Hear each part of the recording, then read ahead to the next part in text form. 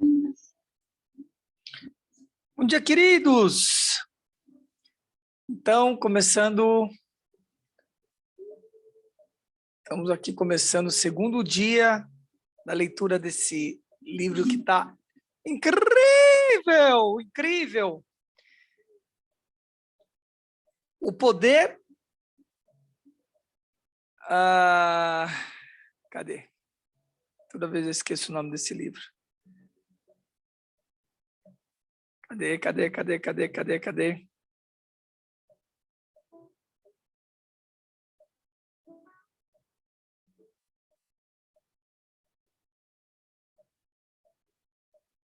A coragem de não agradar.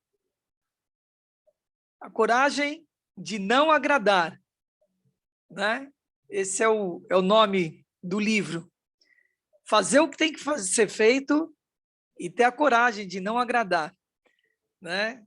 Não tem de você ficar usando essa energia do agrado. Bom dia, Eliane. Seja bem-vinda, querida. Então, ficar usando essa energia, né?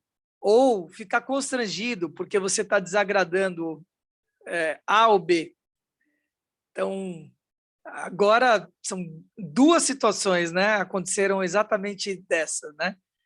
Então, eu tenho Aliança 559, em que eu tenho estimulado as pessoas. Precisa falar, precisa escrever. As pessoas precisam escrever, precisam falar, abrir a bendita boca.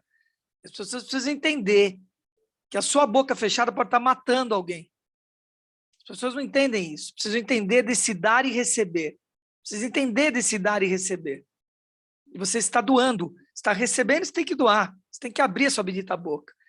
Então, isso, eu não estou absolutamente, minimamente preocupado se as pessoas vão gostar ou não no Aliança 559, se elas vão voltar porque desagradou a elas o que eu estou falando e a forma com que eu estou falando. O problema é delas, cada um vai cuidar da tua vida. Simples assim. Eu estou lá uma hora me doando todos os dias, certo? E a única coisa que eu estou pedindo é que deixem suas perguntas, interajam. Não fiquem lá que nem múmias, entendeu? Só recebendo as coisas dentro da própria pessoa em que ela não jorra. Ela precisa tirar de dentro dela, precisa jorrar, senão não funciona. Então, não estou preocupado se eu estou agradando ou se eu estou desagradando. Minimamente, não estou preocupado. E uma segunda situação agora, né? Exatamente agora. Então, simplesmente tem que acontecer as coisas. Se as coisas não acontecerem, você tem que falar, não está acontecendo. Seja para quem for. Está acontecendo, está acontecendo. Não está acontecendo, não está acontecendo. Você é responsável por isso daqui, então cuide disso daqui, se você é responsável por essa área, ou por esse lugar. Não sou eu, não é o outro. É quem é responsável, quem é de direito. Precisa cuidar desse lugar. Se isso não está sendo cuidado, precisa ser chamada a atenção, agradando ou desagradando. A coragem de não agradar. Eu não estou aqui para agradar ninguém. Eu estou aqui para falar a verdade. De uma forma justa, clara, educada. Então, não importa se é no Aliança 559, se é no Liderança 514, se é no Aliança Ativa, se é na leitura, se é com a minha filha, se é com quem for. Se é no 12 em 12. Querido, você está fazendo a chave? Não, então você tem que fazer a chave. Esse é o compromisso que você fez com você. E a minha função é chamar a sua atenção. Faça a bendita chave.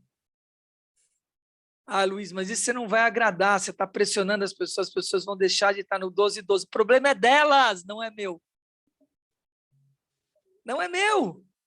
Eu não estou aqui para ficar agradando e adulando e seduzindo as pessoas, entendeu? Fazendo, não, vou cuidar, porque elas têm que nada, elas têm que assistir a bendita chave. Todo dia. Esse é o compromisso que elas fizeram com elas. Eu tenho que estar às 5h14 de pé, fazendo o programa que eu assumi o compromisso. 5h14 eu não estou lá fazendo meu programa? Estou. Não estou fazendo aliança ativa com todo mundo? Estou.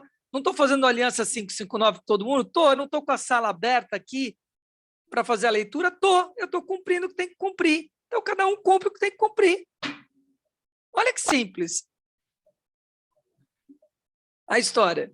É muito simples. E se eu deixar de cumprir, eu assumi a minha responsabilidade, minha, Luiz Marcelo, deixei de cumprir. Passei do limite, não fiz o que tinha que fazer, ou o que quer que seja. Cara, a vida fica bem mais fácil assim. Vocês entendem o que eu estou falando? Vocês quatro estão aqui com a carinha aberta aqui, com o vídeo. Se eu fizer isso, se os meus filhos, os meus liderados, eu como liderado, cara, fica tudo muito mais fácil. Só se ofende quem tem algo a defender. Se não, não tem ofensa, tem consciência. E lembre das palavras de Salomão, sábio aqueles que aceitam a repreensão de bons conselheiros. Simples assim. Dito isto, José chegando aqui, vamos a Neemias 4. Alguém quer falar alguma coisa sobre isso? Perguntar, falar alguma coisa? Muito forte isso aí. Enquanto eu estava falando, eu passei em tantos lugares. É nesse sentido mesmo, de não agradar. E muitas vezes a gente fica preso, inconsciente, né? Principalmente no meio familiar, vamos imaginar assim. E às vezes você tem uma atitude que é para se defender, para estar nesse espaço, eu não tenho que agradar. Só que não é todo mundo que entende. E aí eles revidam de outra forma, e às vezes isso até incomoda um pouco. O problema de quem é? Deles. E não problema deles. Escuta só, não é a coragem de desagradar. O livro fala a coragem de não agradar. Isso não significa você desagradar e agredir as pessoas, mas de você não estar preso a esse lugar. Não está preso a esse lugar. Porque você, por carência, por rejeição, pelos seus bloqueios. Precisa olhar para esse lugar, é simples assim. E não é fácil, eu sei que não é fácil. Não é fácil para quem recebe, não é fácil para você fazer, ter essa atitude, mas é o que eu coloquei hoje no Aliança. Desgravitacionar todos que não cuidam de você. Todos, incondicionalmente. Você cuida de mim? O que significa? Você me ama e você cuida de mim? Porque eu cuido de você.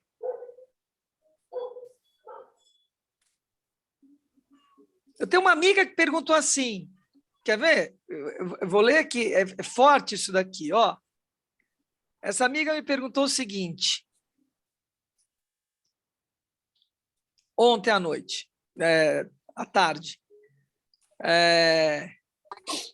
Vou ler aqui para vocês.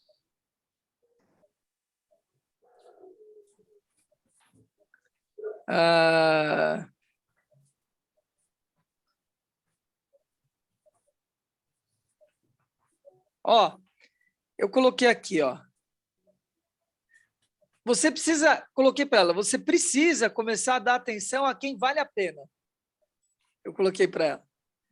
E ela perguntou para mim, mas quem é que vale ou não a pena? Eu falei assim, bom, quem te dá atenção, quem dá amor, quem tem amor por você, quem promove a harmonia na sua relação, quem pensa positivo, quem deseja seu bem, quem torce por você, quem você chama em alguma dificuldade vai estar lá, porque você chamou, quem te ajudará, quem irá contribuir com a sua evolução, quem poderá ter uma boa troca afetiva e efetiva, quem irá aprender com você, pessoas justas, pessoas honestas, sem confusão, com clareza, que tenha condição social acima da sua, que pensem em evoluir na vida, que gostem de pensar, que respiram sua natureza e seus pensamentos e respeitam acima de tudo, que falam a verdade para você, apesar de te doer, mas sempre com amor e com carinho.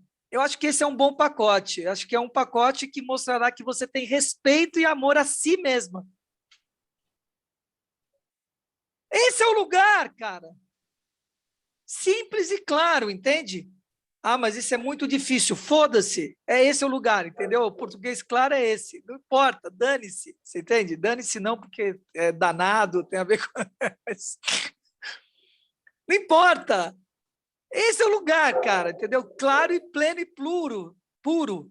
Karina, Juramar, Josi, Marcele, Elaine, José Solange, Luiz Marcelo e todos os outros que estão escutando, vão escutar isso daqui. É simples, cara. Não é, não é. Isso é o que é. Esse é o lugar que vai te levar à prosperidade. A você ter harmonia, ter paz, ter tranquilidade, botar a cabeça no travesseiro e não ter nada a defender. Seja para filho, para pai, para mãe, para papai.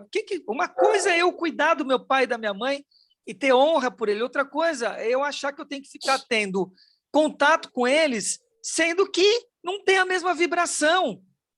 Ficou parado no tempo e no espaço ou tem os seus problemas, entende? Não tem o quê? Não tenho nenhuma obrigação de estar com meu pai e com a minha mãe, nem você, nem ninguém. Você tem a obrigação a cuidar deles. Isso é uma coisa. E cuidar pode ser bem distante, não precisa ser na mesma casa. E mesmo na mesma casa, você não precisa trocar energeticamente, cara. Entendeu? Filho, pai, mãe, papagaio, quem for. Precisa entender que nós somos almas encarnadas neste corpo. E quanto alma, você não tem hierarquia. A Gestalt terapia tem uma oração que é muito pertinente.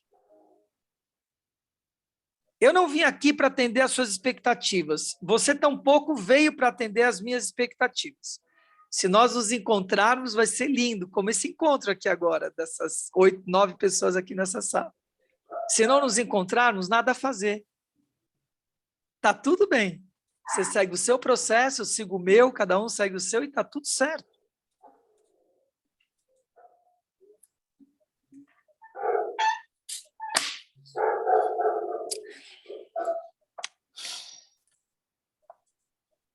E leve, hein? Eu tô pegando pesado, tô trazendo, aterrando, trazendo a consciência. E eu vou dizer, isso custou muito a mim. Eu fui um artista durante 30 anos. O artista, ele mora fora do mundo. O artista, ele não está nesse mundo. Ele está num outro lugar, cara.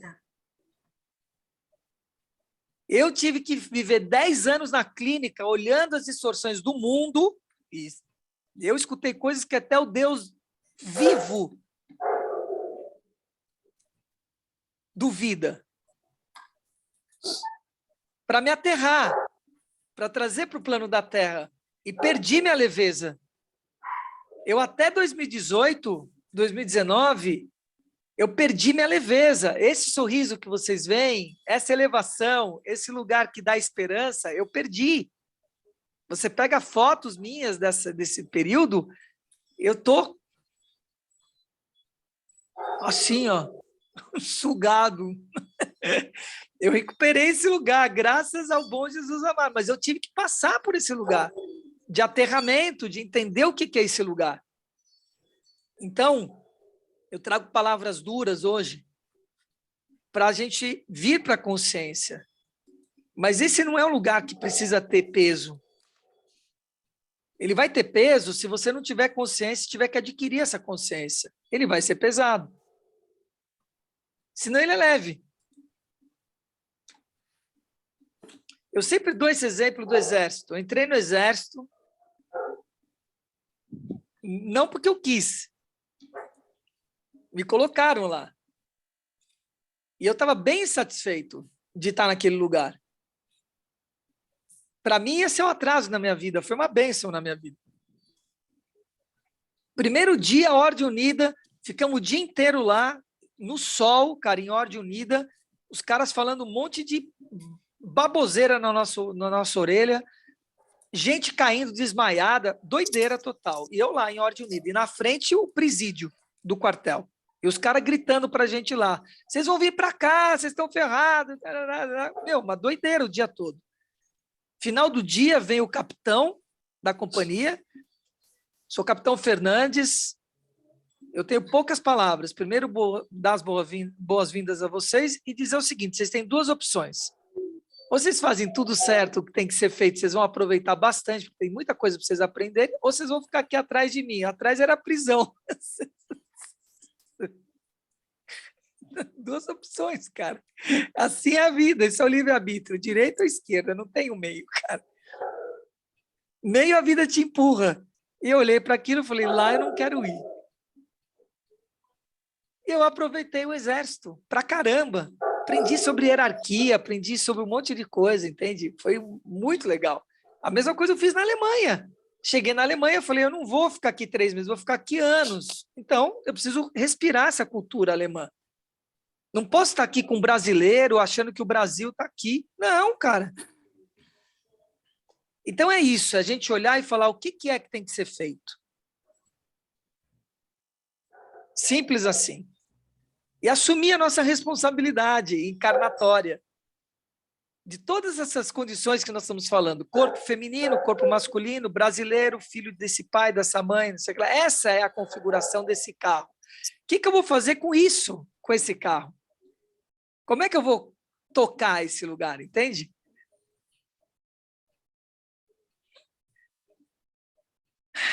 Alguém quer falar mais alguma coisa?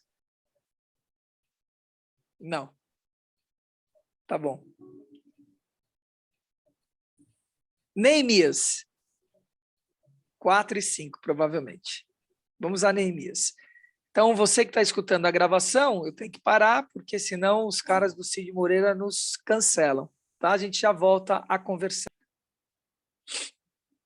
Ei, queridos, aqueles que chegaram agora, Eliana, Brasília. É a segunda vez que eu escuto Neemias, mas, sobretudo, eu tenho gostado de escutar. Me leva àquele momento mesmo, sabe? É bem interessante. E o que me trouxe aí, né, nessa leitura, foi, primeira questão da fofoca, né? Essa questão da contra-informação. Olha que maluco isso, né? A contra-informação aí, presente. Que é o que estão fazendo hoje lá, né, na Rússia, né? Fica dando informação que não é, né? Percebe? 2000 anos depois, né? Isso é bem maluco, né? Usando isso como arma, né? De jogar a pessoa contra o povo e etc. Então, me chamou a atenção disso. A outra coisa que me chamou a atenção foi o seguinte. É muito difícil as pessoas entenderem, e para mim foi muito tempo para eu entender, quando se traz na palavra que você está fazendo algo com a bênção de Deus, que Deus está te abençoando. E ele fala isso mais de uma vez nessa passagem agora. Porque a ideia que a gente tem é do merecimento. Que eu mereço, o outro não merece. E que eu sou o bonzinho, então Deus está fazendo comigo porque eu sou o bonzinho, porque eu estou fazendo o correto. Essa é a ideia que passa para a gente de uma forma religiosa. E para mim não fazia sentido, cara. Eu falava assim, mas é história, o que é correto, o que é certo? Correto para mim é uma coisa, correto para o outro é outra. Como é que Deus avalia isso, né, cara? Tava uma doideira na minha cabeça, né, essa história. E aí foi ficando bem claro para mim, né, que está conectado com aquilo que é, com a verdade absoluta. Não tem o certo e errado para A ou para B. Tem aquilo que é. E se você está conectado com aquilo que é, automaticamente você tem as bênçãos de Deus, porque você está conectado com a verdade, que é para qualquer um, não para mim, nem para o outro. Isso não tem a ver com uma entidade que te valida ou não. Isso tem a ver com a energia que você se acopla com aquilo que é e que as coisas caminham. De novo, a história que eu falei do exército, como exemplo de lei de correspondência, né? Tinham regras ali claras, eu me acoplei àquelas regras. Pronto, deu bom. Todos que se acoplassem ali, aqueles acordos éticos, etc., ia dar bom. Ia ser abençoado, ia ser protegido. Percebe como é simples? É muito mais simples do que a gente imagina. O difícil é entender o que é o né? O que é isso, né? Que é, simplesmente. Esse é o difícil, né? Olhar essa justiça e essa verdade. Muito bom, queridos. Vamos à leitura do nosso segundo capítulo. Gente, estava uma friaca hoje de manhã, agora está fresquinho. Mas eu vou dizer que foi difícil levantar do leito real hoje. Caraca, meu. Ai, ai. E agora está fresquinho, está gostoso. Tem um solzinho aqui. Vamos abrir. Ué, por que fechou tudo aqui? Que doideira. Fechou as minhas páginas aqui. Ou tá lá embaixo, será? Deixa eu ver.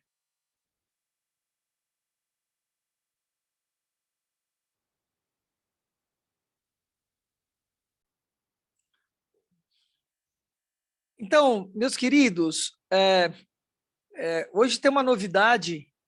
Vamos ver se eu dou conta de fazer isso, mas estou testando, né? Eu tirei todas as partes do livro e deixei só os comentários. Subi na plataforma, depois eu vou postar. Só os comentários, tá? Que eu fiz aqui e que eu tenho feito, tá? Então, vou subir isso. Vamos nessa. Então, vamos ver o que ele nos traz como segunda noite aí de surpresas. Bom café da manhã, estou comendo aqui minha frutinha. Vamos lá, vamos lá, vamos lá, vamos lá. Segunda noite.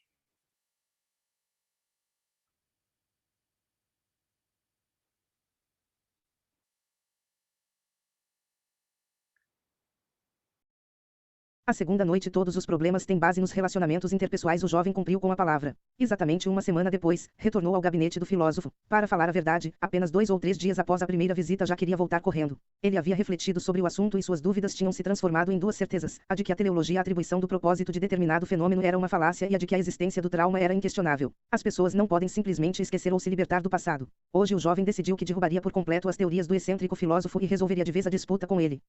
Porque você não gosta de si mesmo, jovem? Depois da primeira noite, eu me acalmei, me concentrei e refleti sobre a conversa. Mesmo assim, devo dizer que continuo não conseguindo concordar com suas teorias. Filósofo, é. O que você acha questionável nelas? Jovem, bem, por exemplo, no outro dia admiti que não gosto de mim mesmo. Não importa o que eu faça, só encontro defeitos, e não vejo razão para começar a gostar de mim. Mas, claro, ainda quero gostar. Pela sua explicação, tudo está relacionado a metas, mas que tipo de meta eu poderia ter aqui? Quer dizer, que tipo de vantagem eu levo em não gostar de mim? Não consigo enxergar nada a ganhar com isso. Filósofo, entendo. Você sente que não tem nenhum ponto forte, apenas defeitos. Não importa o que aconteça, é assim que você se sente. Em outras palavras, sua autoestima é baixíssima. Assim, as questões aqui são, por que você se sente tão infeliz? E por que tem autoestima tão baixa? Jovem, porque isto é um fato, realmente, não tenho nenhum ponto forte. Filósofo, está enganado. Você só enxerga seus defeitos porque resolveu começar a não gostar de si. Para isso, não enxerga nenhum ponto forte em si e se concentra nos defeitos. Antes de tudo, você precisa entender esse fato. Jovem, eu resolvi começar a não gostar de mim. Filósofo, exatamente. Para você, não gostar de si é uma virtude. Jovem, por quê? Qual é o motivo disso? Filósofo, talvez você devesse refletir. Que tipos de defeitos você acha que tem? Jovem, tenho certeza de que você já percebeu. Tudo começa com a minha personalidade. Não tenho nenhuma autoconfiança e sou sempre pessimista a respeito de tudo. Além disso, acho que sou envergonhado demais, porque me preocupo com o que as outras pessoas veem em mim, então vivo desconfiado delas. Nunca consigo agir com naturalidade. Tudo o que eu digo ou faço tem um ar meio teatral. E o problema não é só a minha personalidade. Também não gosto nada do meu rosto e do meu corpo. Filósofo, quando lista seus defeitos, como você se sente? Jovem, nossa, é horrível. Claro que eu me sinto péssimo. Tenho certeza de que ninguém gostaria de se envolver com um cara tão esquisito quanto eu. Se houvesse alguém tão infeliz e incômodo assim na minha vizinhança, eu também manteria distância. Filósofo, entendo. Bem, isso resolve o problema. Jovem, como assim? Filósofo, se eu me basear no seu exemplo, talvez você não compreenda, portanto vou tentar outro. Uso este gabinete para sessões de orientação psicológica simples. Anos atrás, uma estudante entrou e se sentou na mesma cadeira onde você está sentado agora. Ela me relatou o problema, tinha medo de ficar com as bochechas coradas. Me contou que sempre corava quando falava em público e que fazia de tudo para evitar esse constrangimento. Então perguntei, bem, se você conseguir curar isso, o que vai querer fazer depois? Ela me respondeu que gostava de um homem em segredo, mas não estava pronta para se expor. Caso se curasse do medo de corar, confessaria o desejo de ficar com ele. Jovem, parece o típico problema para o qual uma estudante procuraria orientação. Para ela confessar o que sente, primeiro precisa acabar com esse problema. Filósofo, mas será que essa é a história completa? Tenho uma opinião diferente. Por que ela começou a ter esse medo de corar? E por que não melhorava? A resposta é que ela precisava desse sintoma. Jovem, como assim? Ela estava pedindo que você a curasse, não estava. Filósofo, na sua opinião, qual era o maior medo da jovem, aquilo que mais queria evitar?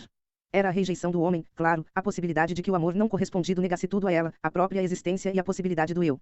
Isso é muito comum no amor adolescente não correspondido. Por outro lado, enquanto ela tiver medo de corar, pode continuar pensando, não posso ficar com ele porque tenho medo de corar. Talvez ela jamais crie coragem de confessar os sentimentos e, mesmo assim, esteja convencida de que ele a rejeitaria. Além de tudo, ela pode ter a expectativa de que se meu medo de corar melhorasse, eu poderia. Jovem, certo, então ela criou o medo de corar como desculpa para sua incapacidade de confessar seus sentimentos. Ou talvez como uma espécie de seguro para quando ele a rejeitasse. Filósofo, sim, você também pode enxergar dessa maneira. Jovem, esta, de fato, é uma interpretação interessante. Mas, se fosse verdadeira, não haveria como ajudá-la, certo? Como ela precisa do medo de corar e ao mesmo tempo sofre por isso, seus problemas não teriam fim. Filósofo, bem, o que eu disse a ela foi, é fácil acabar com esse medo de corar. Ela perguntou, é mesmo? Eu prossegui, mas eu não vou fazer isso. Ela insistiu, por quê? Expliquei, é graças ao seu medo que você consegue aceitar sua insatisfação consigo mesma, com o mundo ao seu redor e com uma vida que não está indo bem. É graças ao seu medo de corar que você suporta os problemas causados por esse mesmo medo de corar. Ela perguntou, como isso é possível? Eu respondi, se eu curasse seu medo e sua situação não mudasse em nada, o que você faria? Provavelmente, voltaria aqui e diria, devolva meu medo. E isso estaria além de minhas possibilidades. Jovem, Ram. Filósofo, a história dela é bastante comum. Estudantes que se preparam para as provas pensam, se eu passar, minha vida será maravilhosa. Trabalhadores pensam, se eu for transferido, tudo se resolverá. Mas, em muitos casos, mesmo quando esses desejos se realizam, a situação dessas pessoas não muda em nada. Jovem, é verdade. Filósofo, se um paciente aparece pedindo a cura para seu medo de corar, o orientador não deve curar os sintomas. Do contrário, a cura tenderá a ser ainda mais difícil. Essa é a postura da psicologia adleriana diante desse tipo de situação. Jovem, então o que você faz especificamente? Pergunta o que preocupa o paciente e deixa como está. Filósofo, a estudante não tinha autoconfiança. Morria de medo de ser rejeitada caso confessasse seu amor. Se isso acontecesse, ela perderia ainda mais a autoconfiança e ficaria magoada. Por isso criou o sintoma do medo de corar. O que posso fazer é conseguir, primeiro, que a pessoa aceite a si mesma agora e, depois, qualquer que seja o resultado, que adquira a coragem de seguir em frente. Na psicologia adleriana, esse tipo de abordagem é chamado de encorajamento. Jovem, encorajamento. Filósofo, sim. Quando avançarmos um pouco mais na conversa, vou lhe explicar o que é isso. Ainda não estamos no momento certo. Jovem, tudo bem. Por ora, vou manter a palavra encorajamento em mente. Então o que aconteceu com ela? Filósofo, pelo que eu soube, um dia ela saiu com um grupo de amigos e o homem foi. No fim das contas, foi ele quem confessou o desejo de ficar com ela. Claro que depois ela nunca mais voltou aqui. Não sei o que aconteceu com o medo. Provavelmente ela deixou de precisar dele. Jovem, sim, certamente o medo se tornou inútil. Filósofo, pois é. Agora, com base na história da estudante, vamos refletir sobre os seus problemas. Você disse que só enxerga defeitos em si e que provavelmente nunca irá gostar de si mesmo. E também disse, tenho certeza de que ninguém gostaria de se envolver com um cara tão esquisito quanto eu, não foi? É claro que você já entendeu, mas por que não gosta de si mesmo? Porque se concentra nos seus defeitos, e porque decidiu começar a não gostar de si. É porque você tem um medo exagerado de que os outros o rejeitem e de se magoar nos relacionamentos interpessoais. Jovem, como assim? Filósofo, como a jovem com medo de corar, que temia ser rejeitada pelo homem, você teme ser rejeitado por outras pessoas, ser tratado com desdém, ser repelido e acabar tendo feridas emocionais profundas. Você pensa que, em vez de se envolver nessas situações, seria melhor simplesmente não se relacionar com ninguém. Em outras palavras, sua meta é não se magoar nos relacionamentos. Jovem, Ram. Filósofo, e como atingir essa meta? A resposta é fácil. Simplesmente descubra seus defeitos, comece a se detestar e torne-se alguém que não entra em relacionamentos interpessoais. Desse jeito, caso consiga se fechar em sua própria concha, não precisará interagir com ninguém e terá até uma justificativa preparada sempre que sofrer uma rejeição, a de que você é rejeitado por causa dos seus defeitos e que, se a situação fosse diferente, também poderia ser amado. Jovem, agora você me deu uma bronca. Filósofo, não seja evasivo. Para você, ser do jeito que é, com todos esses defeitos, é uma virtude preciosa. Em outras palavras, algo benéfico. Jovem, ai, essa doeu. Que sádico. Você é diabólico. Tudo bem, é verdade, eu tenho medo. Não quero acabar me ferindo nos relacionamentos interpessoais. Tenho pavor de ser rejeitado por ser quem sou. É difícil admitir, mas você está certo. Filósofo, admitir é uma boa atitude. Mas lembre-se, é praticamente impossível não se magoar nos relacionamentos. Quando você entra em um relacionamento, é inevitável que isso aconteça, num grau maior ou menor. Adler diz, para se livrar dos problemas, tudo o que se pode fazer é viver isolado no universo. Mas isso é impossível. Todos os problemas têm base.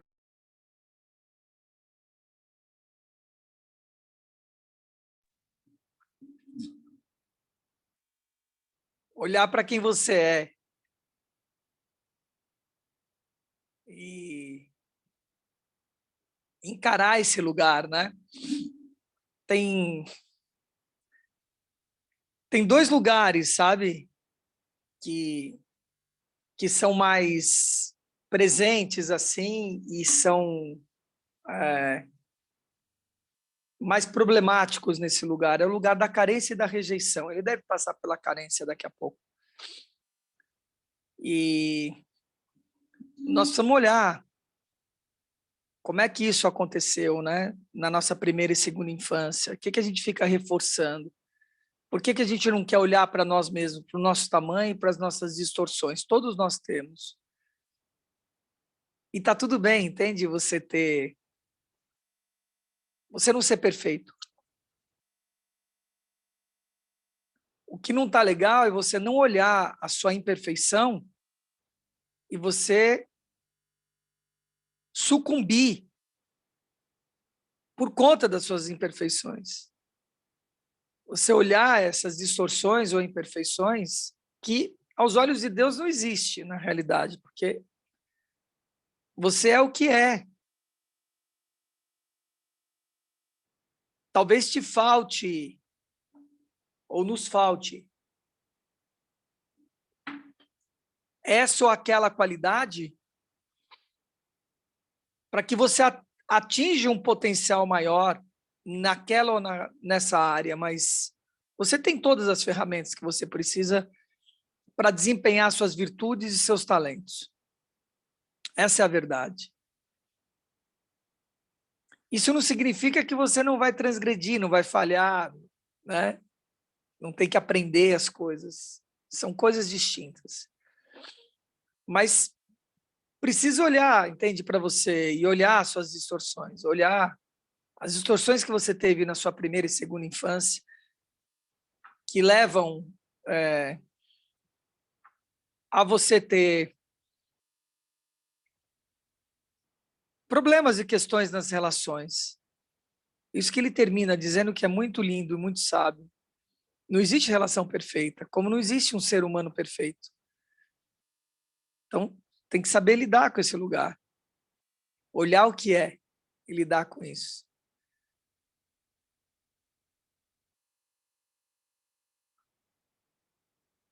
Isso é como olhar uma casa e falar assim, nossa, essa casa, ela é muito legal, mas falta isso, falta aquilo, seria legal ter aquilo outro, aquele outro aqui, mas não tem. Vamos trabalhar com isso. Vamos amar esse lugar, a beleza que é. Tem um amor aí, e ao mesmo tempo, nós vamos trazer a consciência e a razão da construção, das melhorias que precisam ser feitas dentro dessa casa. Mas não ficar reclamando, entende? Por conta daquilo que não tem. Reclamando daquilo que não tem e deixando de olhar a beleza. Esse é o 7º pilar dos 12 em 12, viu?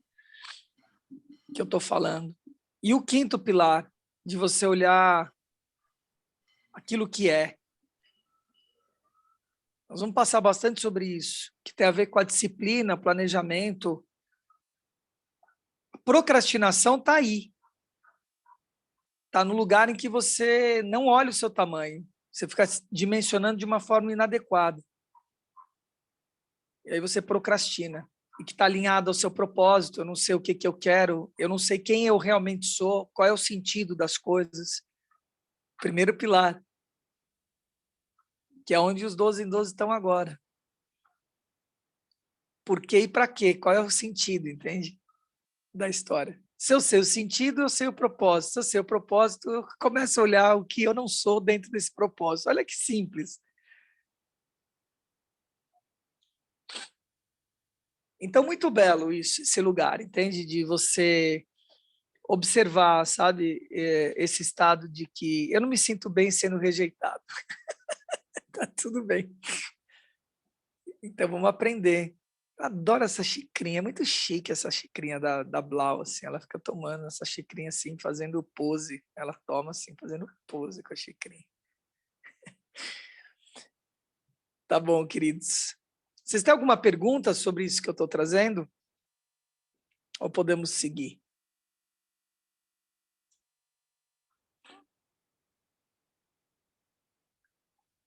Seja bem-vindo, Sérgio Robson.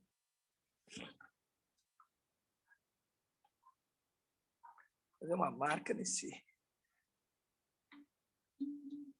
Não? Então tá, vamos seguir.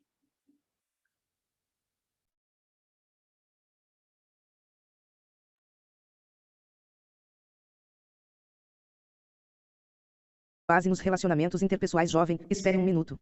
Você quer que eu deixe essa passar? Para se livrar dos problemas, tudo o que se pode fazer é viver isolado no universo. Como assim? Se eu vivesse sozinho, não me sentiria extremamente solitário.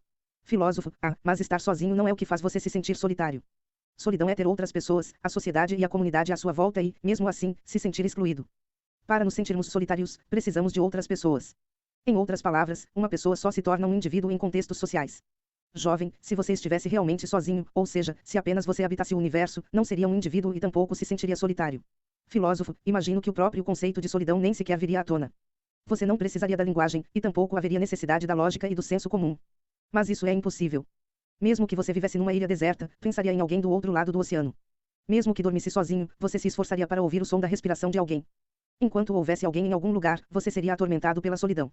Jovem, mas desse jeito você poderia parafrasear sua ideia da seguinte forma: se alguém pudesse viver sozinho no universo, seus problemas acabariam. Certo? Filósofo, em teoria, sim. Adler diz que todos os problemas têm base nos relacionamentos interpessoais. Jovem, pode repetir. Filósofo, podemos repetir quantas vezes você quiser, todos os problemas têm base nos relacionamentos interpessoais. Este é um conceito que vai à raiz da psicologia adleriana. Se todos os relacionamentos desaparecessem no mundo, ou seja, se alguém estivesse sozinho no universo e o resto da humanidade tivesse desaparecido, todos os tipos de problemas desapareceriam. Jovem, mentira. Isso não passa de uma falácia acadêmica. Filósofo, claro que não conseguimos viver sem relacionamentos interpessoais. A existência de um ser humano, em sua essência, pressupunha de outros seres humanos. Em princípio, viver completamente separado dos outros é impossível. Como você mesmo disse, a premissa de que alguém pode viver sozinho no universo é infundada. Jovem, não é disso que estou falando. É óbvio que os relacionamentos interpessoais provavelmente são um grande problema. Reconheço isso. Mas dizer que tudo se reduz a problemas de relacionamento é uma posição extremista. O que você me diz sobre o medo de ser excluído dos relacionamentos e as situações em que o indivíduo tortura a si mesmo? São problemas direcionados para si próprio. Você nega todos eles. Filósofo, não há preocupação completamente definida pelo indivíduo. A chamada preocupação interna não existe. Qualquer que seja a preocupação, as sombras de outras pessoas estão sempre presentes.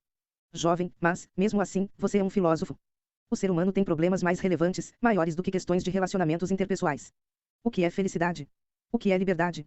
Qual é o sentido da vida? Não são estes os temas que os filósofos vêm investigando desde a Grécia Antiga. E então você diz e daí, e os relacionamentos são tudo.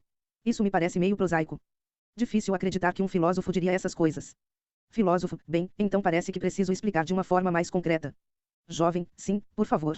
Se você me diz que é filósofo, então precisa me explicar as coisas de verdade, do contrário, nada disso faz o menor sentido. Filósofo, você teve tanto medo dos relacionamentos interpessoais que passou a se detestar. Você começou a se odiar para evitar os relacionamentos. Essas afirmações abalaram o jovem até a alma. As palavras tinham uma verdade inegável que parecia dilacerar seu coração. Mesmo assim, ele precisava encontrar uma refutação clara à afirmação de que todos os problemas que as pessoas vivem têm base nos relacionamentos. Adler estava banalizando os problemas. Meus problemas não são tão triviais assim. Sentimentos de inferioridade são pressupostos subjetivos. Filósofo, bem, vamos analisar os relacionamentos interpessoais de uma perspectiva um pouco diferente. Você está familiarizado com a expressão sentimento de inferioridade? Jovem, que pergunta boba. Como você já deve ter percebido em nossa discussão até agora, sou uma bolha ambulante de sentimentos de inferioridade. Filósofo, que sentimentos são esses especificamente? Jovem, bem, por exemplo, se eu abro o jornal e leio uma notícia sobre uma pessoa mais ou menos da minha idade, alguém realmente bem-sucedido, sou dominado por sentimentos de inferioridade. Se outra pessoa que viveu tanto tempo quanto eu consegue ter tanto sucesso, então que diabos estou fazendo de errado comigo mesmo? Quando vejo um amigo feliz, antes mesmo de ter vontade de comemorar com ele, eu me encho de inveja e frustração. Claro que meu rosto cheio de espinhas não ajuda em nada, e tenho um forte sentimento de inferioridade no que diz respeito à minha educação e ao meu emprego. Além de tudo, tem a questão de quanto eu ganho e do meu status social. Resumindo, estou completamente dominado por sentimentos de inferioridade. Filósofo, entendo. Aliás, Adler é considerado a primeira pessoa a usar a expressão sentimento de inferioridade no contexto em que é usada hoje. Jovem, eu não sabia. Filósofo, em alemão, o idioma de Adler, a palavra é Minderwertigkeitsgefühl, que significa o sentimento, Gefühl, de ter menos, Minder, valor, Wert. Ou seja, sentimento de inferioridade é um termo que tem a ver com o próprio julgamento de valor. Jovem, julgamento de valor. Filósofo, é a sensação de que você não tem valor ou de que tem um valor limitado. Jovem, essa sensação eu conheço. Ela me define muito bem. Não passo um dia sequer sem me atormentar com o pensamento de que não há sentido em viver. Filósofo, bem, então vejamos meus sentimentos de inferioridade. Quando você veio me ver pela primeira vez, qual foi sua impressão das minhas características físicas? Jovem, bem. Filósofo, não precisa se conter. Seja direto. Jovem, tudo bem, achei você menor do que eu havia imaginado. Filósofo, obrigado. Eu tenho 1,55 metro. Pelo que sei, Adler tinha a mesma altura. Houve uma época, na verdade, até eu ter mais ou menos sua idade em que eu me preocupei com isso. Eu tinha a certeza de que as coisas seriam diferentes se eu tivesse uma altura normal ou fosse 20 centímetros mais alto, ou mesmo apenas 10 centímetros. Era como se uma vida mais agradável estivesse esperando por mim. Quando tinha esses sentimentos, eu conversava com um amigo, e ele afirmava que eu estava falando um monte de besteira e simplesmente me ignorava.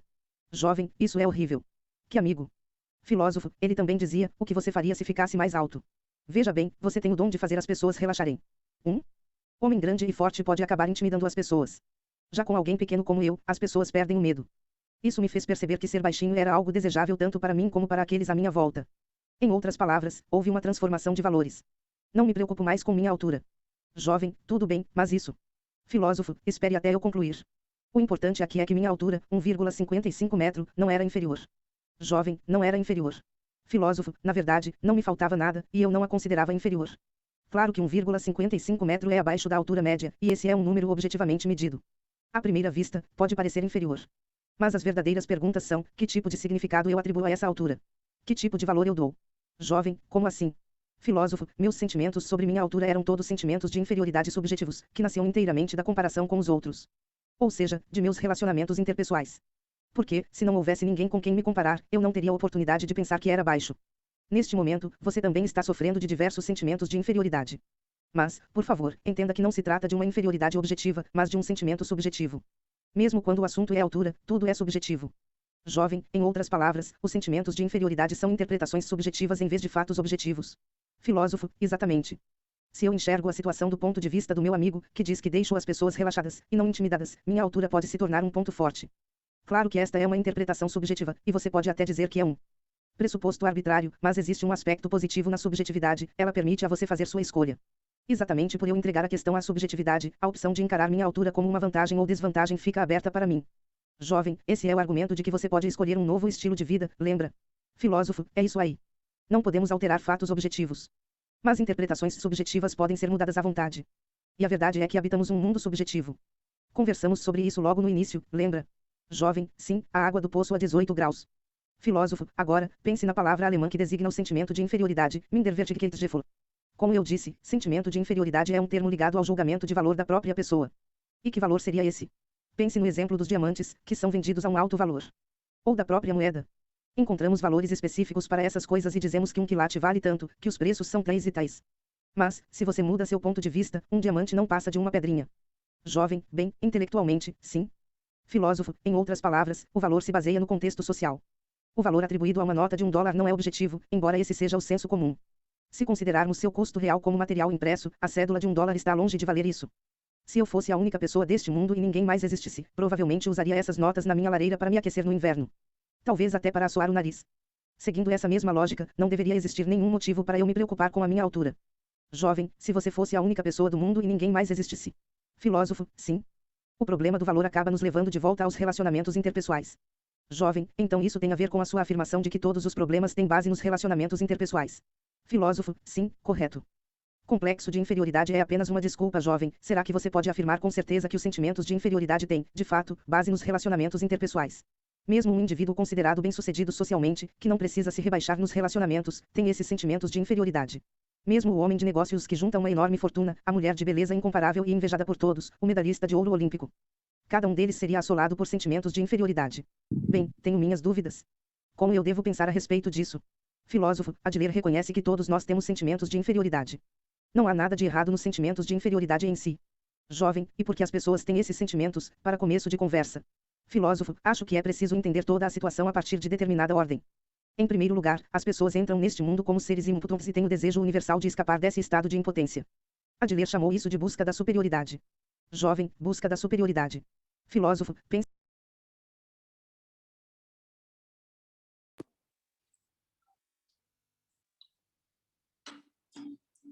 Quero trazer uma reflexão aqui, primeiro da boas-vindas a Maristela. Seja bem-vinda, Maristela. Janes também, que eu não tinha falado. Tem algo que eu falo há algum tempo. Eu sou um ponto fora da curva. Eu sou aquela pessoa que, teoricamente, está fora da sociedade, que não daria para dar certo em nada. E é interessante observar isso, porque o meu maior dom era o que mais me atrapalhava, que é a minha inteligência.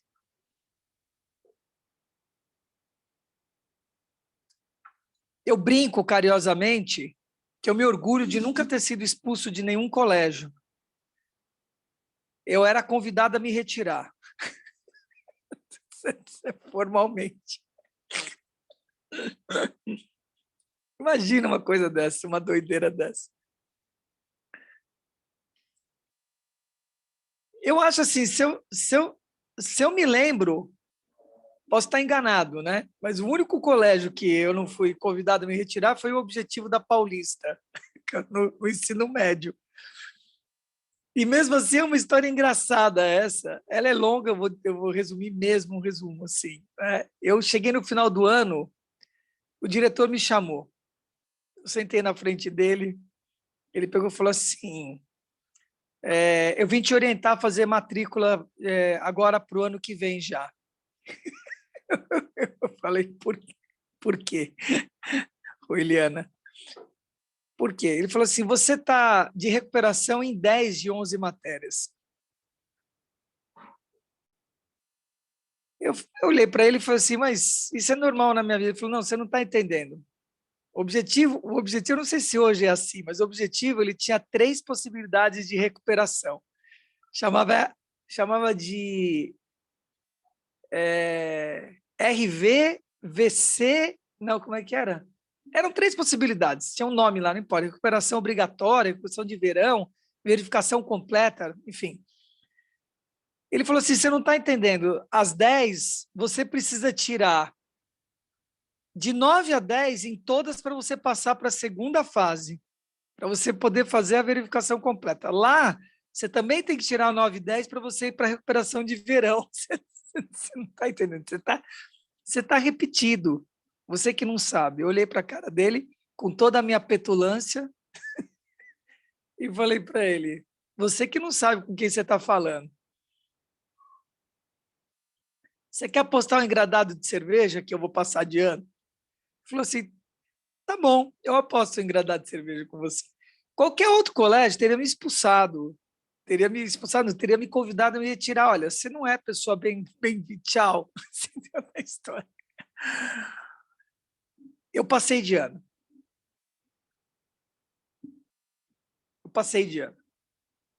Eu me lasquei, mas eu passei de ano na história. Fui para o segundo ano colegial. Agora, segundo ano de ensino médio. O que traz esse evento é a minha inteligência e minha arrogância naquele momento. E isso é raridade. Porque a maioria da população tem esse sentimento que ele está colocando de inferioridade. A maioria se sente inferior, não se sente superior. A distorção é para baixo da maioria, não para cima.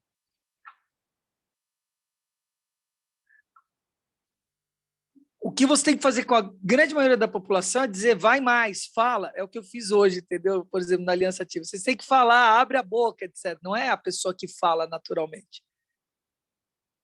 A maioria tem vergonha, não é sem vergonha. E eu não estou aqui me gabando, hein? Eu estou dizendo que a minha distorção era para cima, não era para baixo. O que é raro. E que cria uma distorção das pessoas não saberem lidar com isso, porque você sabe lidar com aquele que é inferior a você. Mas aquele que está acima, que tem uma arrogância e se mostra, as pessoas não sabem lidar com essa pessoa. A sociedade. E esse é o fato. O sistema educacional, nem minha mãe soube lidar comigo. Eu tive que aprender isso na vida e na porrada. Essa é a real da história.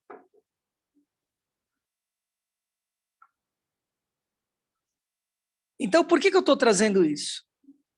Porque eu dancei por 30 anos, eu fui bailarino por 30 anos. É essa história que eu quero trazer, para vocês entenderem. Eu fiz o contexto para vocês entenderem isso. Quantas vezes vocês imaginam que as pessoas tentaram me chamar de bichinha?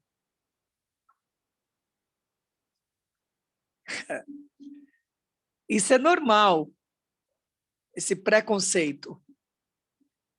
A sociedade tem alguns preconceitos instituídos aí dentro da história. Sabe quantas vezes eu me incomodei com isso? 0. Por quê? Porque eu sou esse ponto fora da curva que eu estou dizendo. Isso não me abalava, porque eu sabia sobre minha sexualidade, eu não tinha nenhum problema. E mesmo que eu não soubesse o que o outro estava falando, eu estava pouco me lixando na história.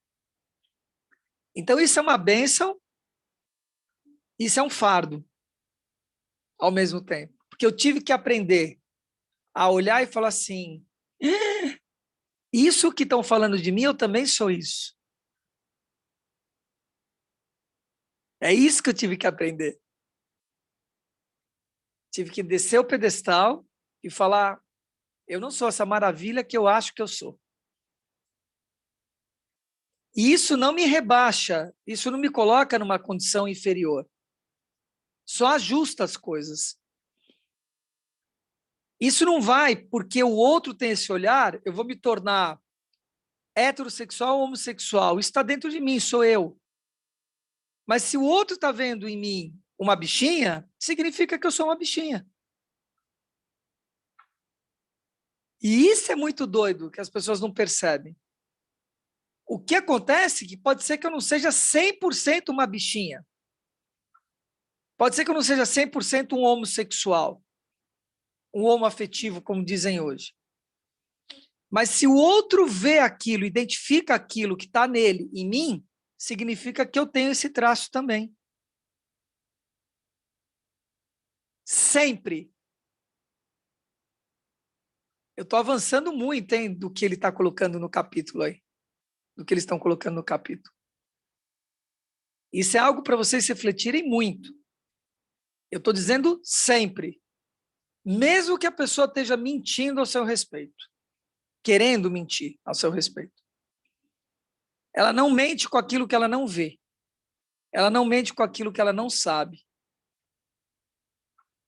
O que ela vai mentir é dizendo que você é aquilo, 100%. Mas ela vai usar aquilo que você é talvez 1%, 0,5%, 0,0001%, mas você é aquilo. Mesmo que ela esteja mentindo, cara. Então, ao fim e ao cabo, todo mundo que trouxer um olhar para você, sabe o que você tem que fazer? Agradecer de joelho.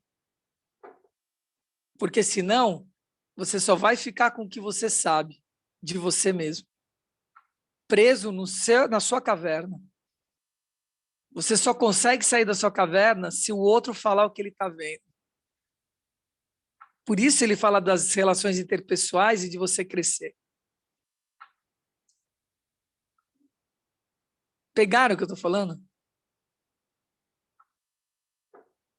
Pegou aí, Eliane? Pegou. Ok. Perguntas? Porque isso é profundo. Isso Isso é muito profundo que eu estou trazendo. Pergunta sim, Maricela. Abre o microfone e faça. Se você não puder, escreva. Ah, sim, sim, você está falando que pegou. Eu entendi agora. Foi a pergunta anterior, minha. Luiz Marcelo, mas e o eu observador? Ele geralmente vai observar por ele mesmo. Às vezes não é o contexto do outro. Só isso. Essa foi uma intervenção pertinente, muito boa, o Brasília, porque isso é algo que ele não traz no livro. Quando ele fala, você só cresce com as relações interpessoais, uma relação interpessoal é você com você mesmo. Ele não traz isso, que é o que a Brasília está colocando. É você se auto-observar. É você se desidentificar do seu corpo físico, de sensação emocional e mental, saber que você não é isso, que você está experimentando esse lugar, e como você está se relacionando com esse lugar. O seu estado de eu observador. É isso mesmo, Brasília. É esse lugar. Mas precisa de uma consciência e um desenvolvimento bem grande. Quem é 12 em 12 aqui vai desenvolver isso. Eu garanto para vocês, depois de 144 dias, vocês vão sair do outro lado com esse observador bem latente. Fiquem bem tranquilos. Bora lá, queridos? Vamos continuar?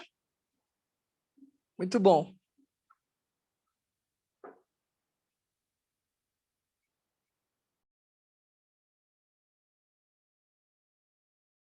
Pense nisso simplesmente como esperança de melhorar ou busca de um estado ideal. Por exemplo, um bebê aprende a se equilibrar sobre duas pernas. Ele tem o desejo universal de aprender a língua e melhorar. E todos os avanços da ciência no decorrer da história humana também se devem a essa busca da superioridade. Jovem, tudo bem. E aí? Filósofo, a contraparte disso é o sentimento de inferioridade. Todos estão na condição de querer melhorar, que é a busca da superioridade. A pessoa acalenta diferentes ideais ou metas e avança na direção deles. Mas, quando não atinge seus ideais, passa a abrigar uma sensação de inferioridade.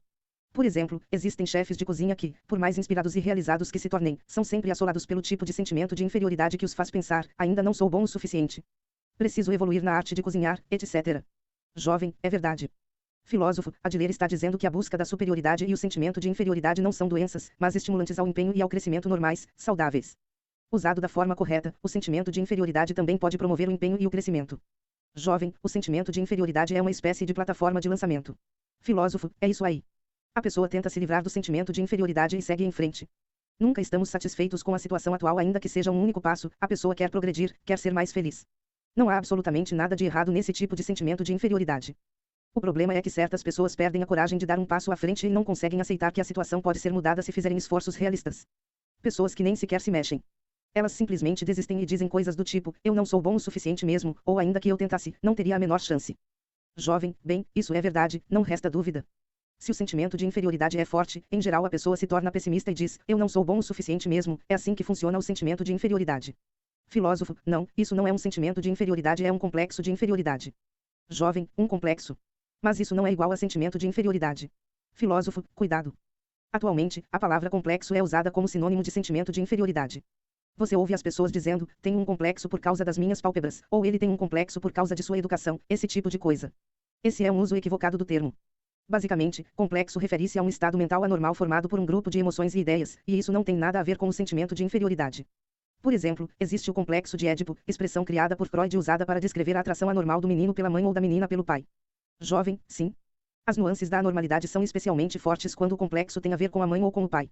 Filósofo, pela mesma razão, é fundamental não confundir sentimento de inferioridade com complexo de inferioridade e considerar os dois coisas totalmente diferentes. Jovem, na prática, qual é a diferença entre os dois? Filósofo, não há nada de particularmente errado no sentimento de inferioridade em si. Agora você entende isso, certo? Como diz Adler, o sentimento de inferioridade pode estimular o esforço e o crescimento. Por exemplo, se alguém tivesse um sentimento de inferioridade em relação à sua instrução e pensasse tenho uma deficiência nos estudos, por isso vou ter que me esforçar mais que os outros, esta seria uma direção desejável. O complexo de inferioridade, por outro lado, surge quando o indivíduo usa o sentimento de inferioridade como uma espécie de desculpa. Nesse caso, a pessoa pensa, minha instrução é deficiente, por isso não vou alcançar o sucesso, ou não tenho boa aparência, por isso não consigo me casar. Quando alguém insiste na lógica de que A é a situação, logo B não pode ser feito no dia a dia, não estamos falando de sentimento, mas de complexo de inferioridade. Jovem, discordo. Essa é uma relação causal legítima. Se você tem uma instrução deficiente, isso reduz as chances de obter emprego ou vencer na vida. Você é considerado inferior na escala social e não consegue ter sucesso. Não é desculpa coisa nenhuma. É um fato objetivo, certo? Filósofo, não, você está errado. Jovem, como? Onde estou errado? Filósofo, o que você está chamando de relação causal é algo que Adler define como causa e efeito aparente. Quer dizer, você se convence de que existe uma relação causal onde não existe. Outro dia, um homem me disse, tenho dificuldade para me casar porque meus pais se divorciaram quando eu era criança. Segundo a etiologia freudiana, a atribuição de causas, o divórcio dos pais dele foi um grande trauma que claramente havia afetado seu ponto de vista sobre o casamento. Adler, porém, com a posição da teleologia, a atribuição de propósito, rejeita esse argumento e considera que existe aí uma relação de causa e efeito aparente. Jovem, mesmo assim, a realidade é que um bom nível de instrução facilita o sucesso na sociedade. Pensei que você soubesse como funciona o mundo. Filósofo, a verdadeira questão é como a pessoa enfrenta essa realidade. Se você pensa, tenho uma deficiência no meu nível de instrução, por isso não sou capaz de alcançar o sucesso, deveria simplesmente trocar não sou capaz de alcançar o sucesso por não quero alcançar o sucesso. Jovem, não quero alcançar o sucesso. Que tipo de raciocínio é esse? Filósofo, acontece que é assustador dar um passinho que seja à frente. Além disso, a pessoa não quer se esforçar de verdade. Não quer mudar a ponto de sacrificar os prazeres que curte agora, por exemplo, o tempo gasto se divertindo. Em outras palavras, você não está equipado com a coragem de mudar seu estilo de vida. É mais fácil deixar as coisas como estão, ainda que você tenha algumas queixas ou limitações.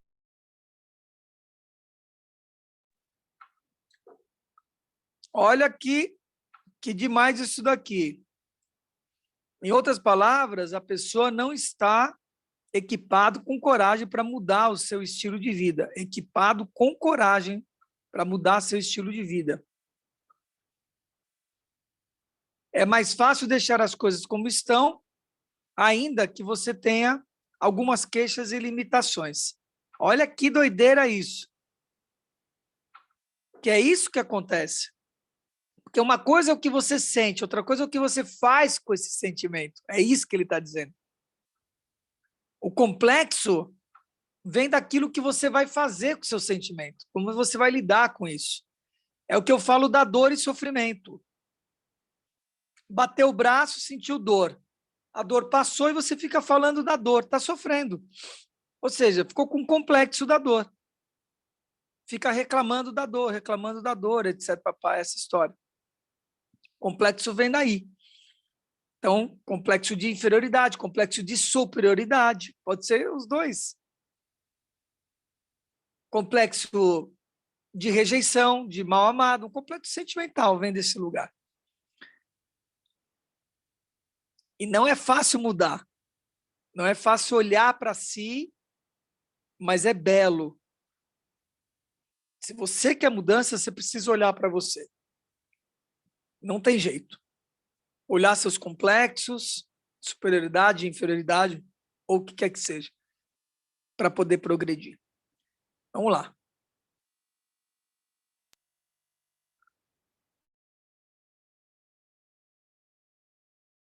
Os arrogantes têm sentimentos de inferioridade jovem, pode ser, mas, filósofo, além disso, você tem um complexo de inferioridade em relação à sua instrução e pensa, minha instrução é deficiente, por isso não vou alcançar o sucesso. Se você inverter a lógica, o raciocínio poderá ser, se eu fosse bem instruído, poderia alcançar o sucesso. Jovem, ramo. É verdade.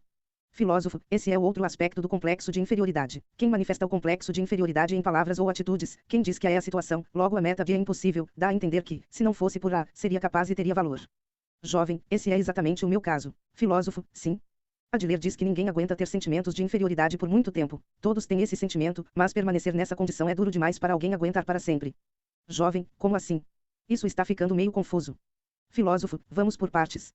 Quando você tem um sentimento de inferioridade, sente que falta alguma coisa em sua situação atual.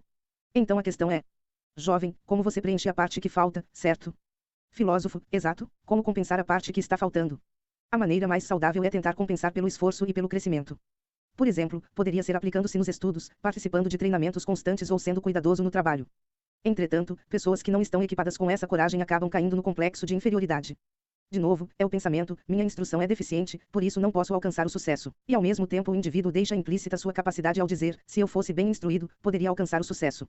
Também deixa implícito que o eu real, que por acaso está obscurecido agora pela questão da instrução, é superior. Jovem, não, isso não faz sentido. O segundo ponto que você levantou vai além do sentimento de inferioridade. É mais uma bravata do que qualquer outra coisa, certo? Filósofo, certo. O complexo de inferioridade também pode evoluir para outro estado mental. Jovem, qual? Filósofo, você não deve ter ouvido falar muito dele. É o complexo de superioridade. Jovem, complexo de superioridade. Filósofo, alguém sofre de fortes sentimentos de inferioridade, mas não tem a coragem de compensar isso com modos saudáveis de prosperar e crescer. A pessoa não consegue tolerar o complexo de inferioridade que o faz pensar, A é a situação, logo B não pode ser feito. Não consegue aceitar seu eu incapaz. Então compensa de outra maneira e procura uma saída mais fácil. Jovem, qual? Filósofo, agir como se fosse superior e se entregar a um sentimento de superioridade forjado. Jovem, não estou entendendo. Filósofo, um exemplo conhecido é o daquela pessoa que vive uma vida de mentira. Jovem, explique melhor. Filósofo, a pessoa espalha aos quatro ventos que é amiga de alguém importante, pode ser qualquer um, do representante de turma na escola a uma celebridade. Com isso, mostra que é especial. Comportamentos como mentir no currículo, só usar roupas de marca ou ostentar riqueza material também são típicos de quem tem complexo de superioridade. Nesse caso, o eu não é superior ou especial. Você está apenas fazendo seu eu parecer superior associando-o a uma autoridade. Em suma, é um sentimento de superioridade forjado. Jovem, e na base disso existe um forte sentimento de inferioridade. Filósofo, claro. Não entendo muito de moda, mas acho natural pensar que pessoas que usam anéis com pedras preciosas em todos os dedos não fazem isso por uma questão de sensibilidade estética, mas porque têm sentimentos de inferioridade. Em outras palavras, exibem sinais de complexo de superioridade. Jovem, certo. Filósofo, mas quem procura parecer maior com base em um poder falso está essencialmente vivendo de acordo com os sistemas de valores de outra pessoa e está vivendo a vida das outras pessoas. Este é um ponto que precisa ser enfatizado. Jovem, complexo de superioridade. Esta é uma psicologia bem interessante. Pode me dar outro exemplo? Filósofo, muitos gostam de se vangloriar de seus feitos. A pessoa se apega às suas glórias passadas e vive narrando lembranças da época em que sua estrela brilhou mais. Talvez você conheça pessoas assim, podemos dizer que todas elas têm complexo de superioridade. Jovem, o tipo de homem que se vangloria de seus feitos. Sim, essa é uma atitude arrogante, mas talvez ele se vanglorie porque é realmente superior. Você não pode chamar isso de sentimento de superioridade forjado. Filósofo, nisso você está errado. Na verdade, quem chega ao ponto de se vangloriar em voz alta, aos quatro ventos, não tem autoconfiança. Como Adler indica claramente, aquele que se vangloria só faz isso porque tem um sentimento de inferioridade. Jovem, você está dizendo que se vangloriar é um sentimento de inferioridade invertido. Filósofo, exato. Quem tem autoconfiança não sente necessidade de se vangloriar, por outro lado, quem se vangloria tem um forte sentimento de inferioridade. A pessoa sente que precisa ostentar a superioridade o tempo todo. Teme que, sem isso, ninguém a aceitará do jeito que é. Trata-se de um complexo de superioridade total. Jovem, então, apesar de parecer que o complexo de inferioridade é diametralmente oposto ao complexo de superioridade, na verdade eles têm pontos de contato. Filósofo, correto? Eles estão claramente ligados. Vou lhe dar um último exemplo, de complexo de ostentação, um padrão que leva a um sentimento de superioridade específico manifestado quando o sentimento de inferioridade se intensifica. Estou falando de pessoas que se vangloriam do próprio infortúnio. Jovem, se vangloriar do próprio infortúnio. Filósofo, aquela pessoa que, por exemplo, se gaba ao falar de como foi criada quando pequena e dos diversos contratempos que teve. Se alguém tenta confortar essa pessoa ou sugerir uma mudança, ela recusa a ajuda dizendo, você não entende como eu me sinto. Jovem, bem, tem gente assim, mas... Filósofo, essas pessoas tentam usar suas experiências ruins para se fazerem de especiais e seu infortúnio para se colocarem acima das outras. Vamos pegar minha baixa estatura, por exemplo. Digamos que pessoas gentes me digam você não precisa se preocupar com isso, ou altura não tem nada a ver com os valores humanos. Se eu as rejeitasse e dissesse vocês acham que entendem o que as pessoas baixas passam, ninguém mais diria nada. Tenho certeza de que todos à minha volta começariam a me tratar como se eu estivesse a ponto de explodir e lidariam comigo com cautela. Jovem, tem razão. Filósofo, com isso, minha posição passa a ser superior à das outras pessoas, e posso me tornar especial. Muitos tentam ser especiais adotando esse tipo de atitude quando estão doentes ou feridos, ou angustiados por causa de uma decepção amorosa. Jovem, então essas pessoas revelam um sentimento de inferioridade e tiram proveito dele. Filósofo, sim, usam o próprio infortúnio para tentar controlar o outro. Quando elas contam como estão infelizes e como têm sofrido, na verdade tentam preocupar as pessoas à sua volta, família e amigos, por exemplo, e controlar a fala e o comportamento delas. Muitas vezes, as pessoas de quem eu falei no início, que se trancam no quarto, se entregam a sentimentos de superioridade, tirando proveito de seu infortúnio. O próprio Adler observou, na nossa cultura, a fraqueza pode ser bem forte e poderosa. Jovem, a fraqueza é poderosa. Filósofo, Adler diz, na verdade, se nos perguntássemos quem é a pessoa mais forte na nossa cultura, a resposta lógica seria o bebê. O bebê domina e não pode ser dominado. O bebê domina os adultos com sua fraqueza. E é por causa dessa fraqueza que ninguém consegue controlá-lo. Jovem, nunca tinha ouvido esse ponto de vista. Filósofo, claro que, quando a pessoa magoada diz você não entende como eu me sinto, geralmente existe uma certa dose de verdade. Ninguém é capaz de entender perfeitamente os sentimentos da pessoa que está sofrendo. Mas enquanto ela continuar tirando proveito do próprio infortúnio para ser especial, sempre precisará dele. O jovem e o filósofo haviam abordado uma série de tópicos de discussão, o sentimento de inferioridade, o complexo de inferioridade e o complexo de superioridade. Embora fossem claramente palavras-chave da psicologia, as verdades que elas continham eram muito diferentes dos significados imaginados pelo jovem. Mesmo assim, algo soava errado para ele. De tudo isso que ele falou, o que está sendo difícil de aceitar? Deve ser a parte introdutória, a premissa, que está me deixando em dúvida. O jovem calmamente abriu a boca para falar. A vida não...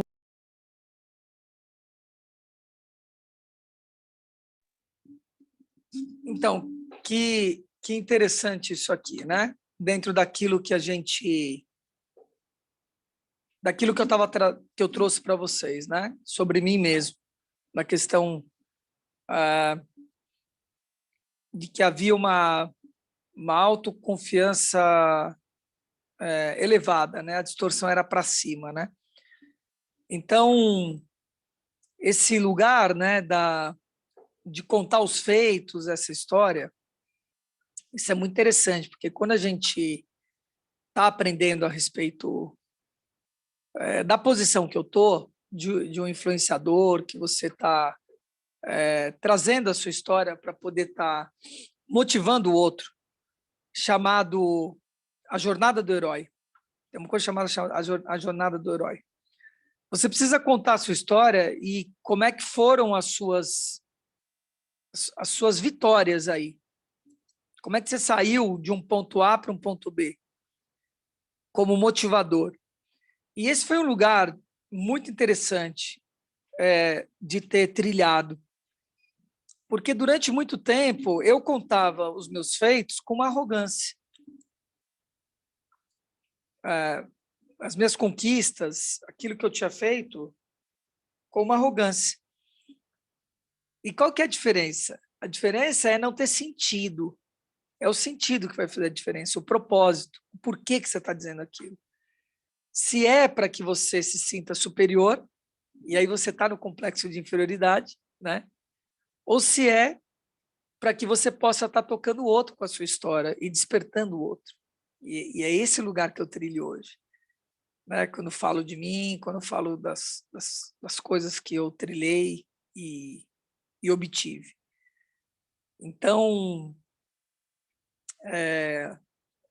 foi importante ter trazido ali, eu me reconheço muito nesse capítulo que passou aí, durante parte da minha vida. E uma outra coisa que ele traz ali, que acho que é importante, né, que o livro traz, é a questão do dominado e dominante, né?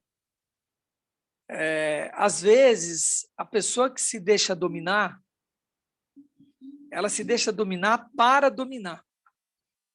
Ela se coloca nesse papel de vítima, ó Deus, ó vida, ó azar, ó tristeza, né? Para que ela possa ter o outro, a atenção do outro, possa estar manipulando essa situação. Isso é bem complexo, né? Esse lugar é bem complexo. O fato é que nós precisamos sair desse triângulo do caos, que eu chamo. Não nos colocarmos nem como vítima, nem como vilão, e nem como salvador de alguém. Esse é o triângulo da Disney. Essa é a jornada do herói. Mal contada. Você é o seu próprio vilão, e você é o seu próprio salvador.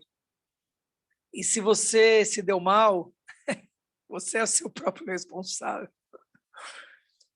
Quando você assume esse lugar, entende? Da sua potencialidade, das suas fragilidades e da ação que você tem que tomar, cara, tudo muda. As coisas mudam diametralmente.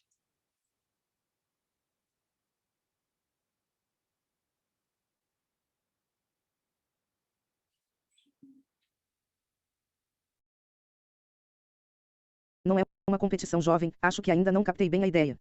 Filósofo, sem problema. Pergunte o que quiser, jovem. Adler reconhece que a busca da superioridade e a tentativa de ser uma pessoa superior é um desejo universal, certo?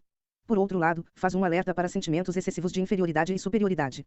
Seria fácil entender se ele cortasse a parte da busca da superioridade. Minha pergunta é, afinal, o que devemos fazer? Filósofo, reflita sobre essa questão nos seguintes termos: quando nos referimos à busca da superioridade, costumamos pensar nela como o desejo de ser superior às outras pessoas, como o desejo de subir mais alto, mesmo que isso signifique pisar na cabeça dos outros. É como subir uma escada e ir empurrando as pessoas para fora do caminho a fim de chegar ao topo. Claro que Adler não defende esse comportamento, pelo contrário, ele diz que, no mesmo campo de jogo, algumas pessoas vão adiante e outras seguem atrás, como se aproveitassem o caminho trilhado. Guarde essa imagem na mente. Embora a distância percorrida e a velocidade de caminhada sejam diferentes, todos estão se movendo no mesmo plano. A busca da superioridade é a mentalidade de dar um passo à frente com os próprios pés, e não a mentalidade da competição que requer ser superior às outras pessoas. Jovem, então a vida não é uma competição. Filósofo, exatamente. Basta continuar avançando, sem competir com ninguém. E claro que ninguém precisa ficar se comparando aos outros. Jovem, não, isso é impossível. Nós sempre vamos nos comparar às outras pessoas, aconteça o que acontecer. É exatamente daí que nasce o sentimento de inferioridade, certo? Filósofo, o sentimento de inferioridade saudável não nasce da comparação com os outros, mas com nosso próprio eu ideal. Jovem, mas... Filósofo, veja bem, somos todos diferentes. Sexo, idade, conhecimentos, experiência, aparência, não existem duas pessoas iguais. Devemos ver com bons olhos o fato de que os outros são diferentes de nós. E que não somos idênticos, mas somos iguais. Jovem, não somos idênticos, mas somos iguais. Filósofo, exato? Todos somos diferentes. Não confunda essa diferença com bom e ruim, superior e inferior. Quaisquer que sejam nossas diferenças, somos todos iguais. Jovem, nenhuma distinção de nível entre as pessoas. Em termos idealistas, pode ser, mas estamos tentando ter uma discussão honesta sobre a realidade, certo? Você realmente diria, por exemplo, que eu, um adulto e uma criança que ainda não sabe fazer contas somos iguais? Filósofo, em termos da quantidade de conhecimentos e experiências, e da responsabilidade que cada um pode assumir, claro que há diferenças. A criança pode não saber amarrar o sapato direito, resolver equações complicadas ou assumir as responsabilidades de um adulto quando surgem problemas, porém nada disso deve ter relação com os valores humanos. Minha resposta é a mesma. Os seres humanos são todos iguais, mas não idênticos. Jovem, então você está dizendo que uma criança deve ser tratada como um adulto crescido. Filósofo, não, em vez de tratar a criança como um adulto, ou como uma criança, devemos tratá-la como um ser humano. Você deve interagir com a criança com sinceridade, da mesma forma que trataria outro ser humano igual a você. Jovem, vamos mudar a pergunta. Todas as pessoas são iguais. Estão no mesmo campo de jogo nivelado. Mas existe uma disparidade, não acha? Aquelas que avançam são superiores, e aquelas que perseguem as que estão na dianteira são inferiores. Assim, no final temos o problema da distinção entre superior e inferior, certo? Filósofo, errado. Não importa se alguém está tentando andar na frente ou atrás dos outros, é como se todos estivéssemos nos movendo por um espaço plano sem eixo vertical. Não é andamos para competir com alguém. O valor está em tentar evoluir em relação ao que somos agora. Jovem, você se libertou de todas as formas de competição. Filósofo, claro. Não penso em conquistar status ou me distinguir e vivo a vida como um filósofo forasteiro sem qualquer ligação com a competição mundana. Jovem, isso significa que você caiu fora da competição. Que, de algum modo, aceitou a derrota. Filósofo, não? Eu me retirei de lugares que estão preocupados com vitória e derrota. Quando tentamos ser nós mesmos, a competição inevitavelmente atrapalha. Jovem, negativo. Isso não passa de um argumento de um velho cansado. Jovens como eu precisam subir pelo próprio esforço em meio à tensão da competição. Eu só consigo me superar porque tenho um rival correndo ao meu lado. O que há de errado em pensar que existe competição nos relacionamentos interpessoais? Filósofo, se seu rival também fosse um companheiro, talvez a competição levasse ao autoaperfeiçoamento. Mas, em muitos casos, o competidor não será seu companheiro. Jovem, como assim? Só você se preocupa com sua aparência. Filósofo, vamos esclarecer os fatos. No início, você expressou sua insatisfação com a definição de Adler de que todos os problemas têm base nos relacionamentos interpessoais, certo? Foi este o fundamento para nossa discussão sobre os sentimentos de inferioridade. Jovem, certo? O tema dos sentimentos de inferioridade foi bastante intenso, e eu estava a ponto de deixá-lo de lado. Por que você tocou nesse assunto? Filósofo, porque ele está ligado ao tema da competição. Lembre-se disto. Se existe competição no núcleo dos relacionamentos interpessoais, o indivíduo não conseguirá escapar dos problemas de relacionamento ou de infortúnios. Jovem, por que não? Filósofo, porque, ao final da competição, existem vencedores e perdedores. Jovem, não existe problema algum em haver vencedores e perdedores. Filósofo, pense bem, e se fosse você quem tivesse a consciência de estar competindo com pessoas à sua volta? Nas suas relações, você será obrigado a ter consciência da sua vitória ou derrota. O Ezar. A ingressou naquela universidade famosa, o Ezar. B conseguiu emprego naquela grande empresa e o Ezar. C está namorando uma mulher linda.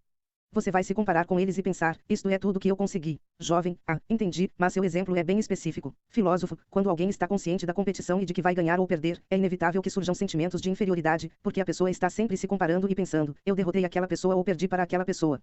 O complexo de inferioridade e o complexo de superioridade são extensões disso. Nesse ponto, que tipo de pessoa você acha que o outro representa para você? Jovem, não sei. Um rival, suponho. Filósofo, não um mero rival. Antes mesmo de perceber, você começa a ver cada pessoa, todos os seres humanos do mundo, como seus inimigos. Jovem, meus inimigos.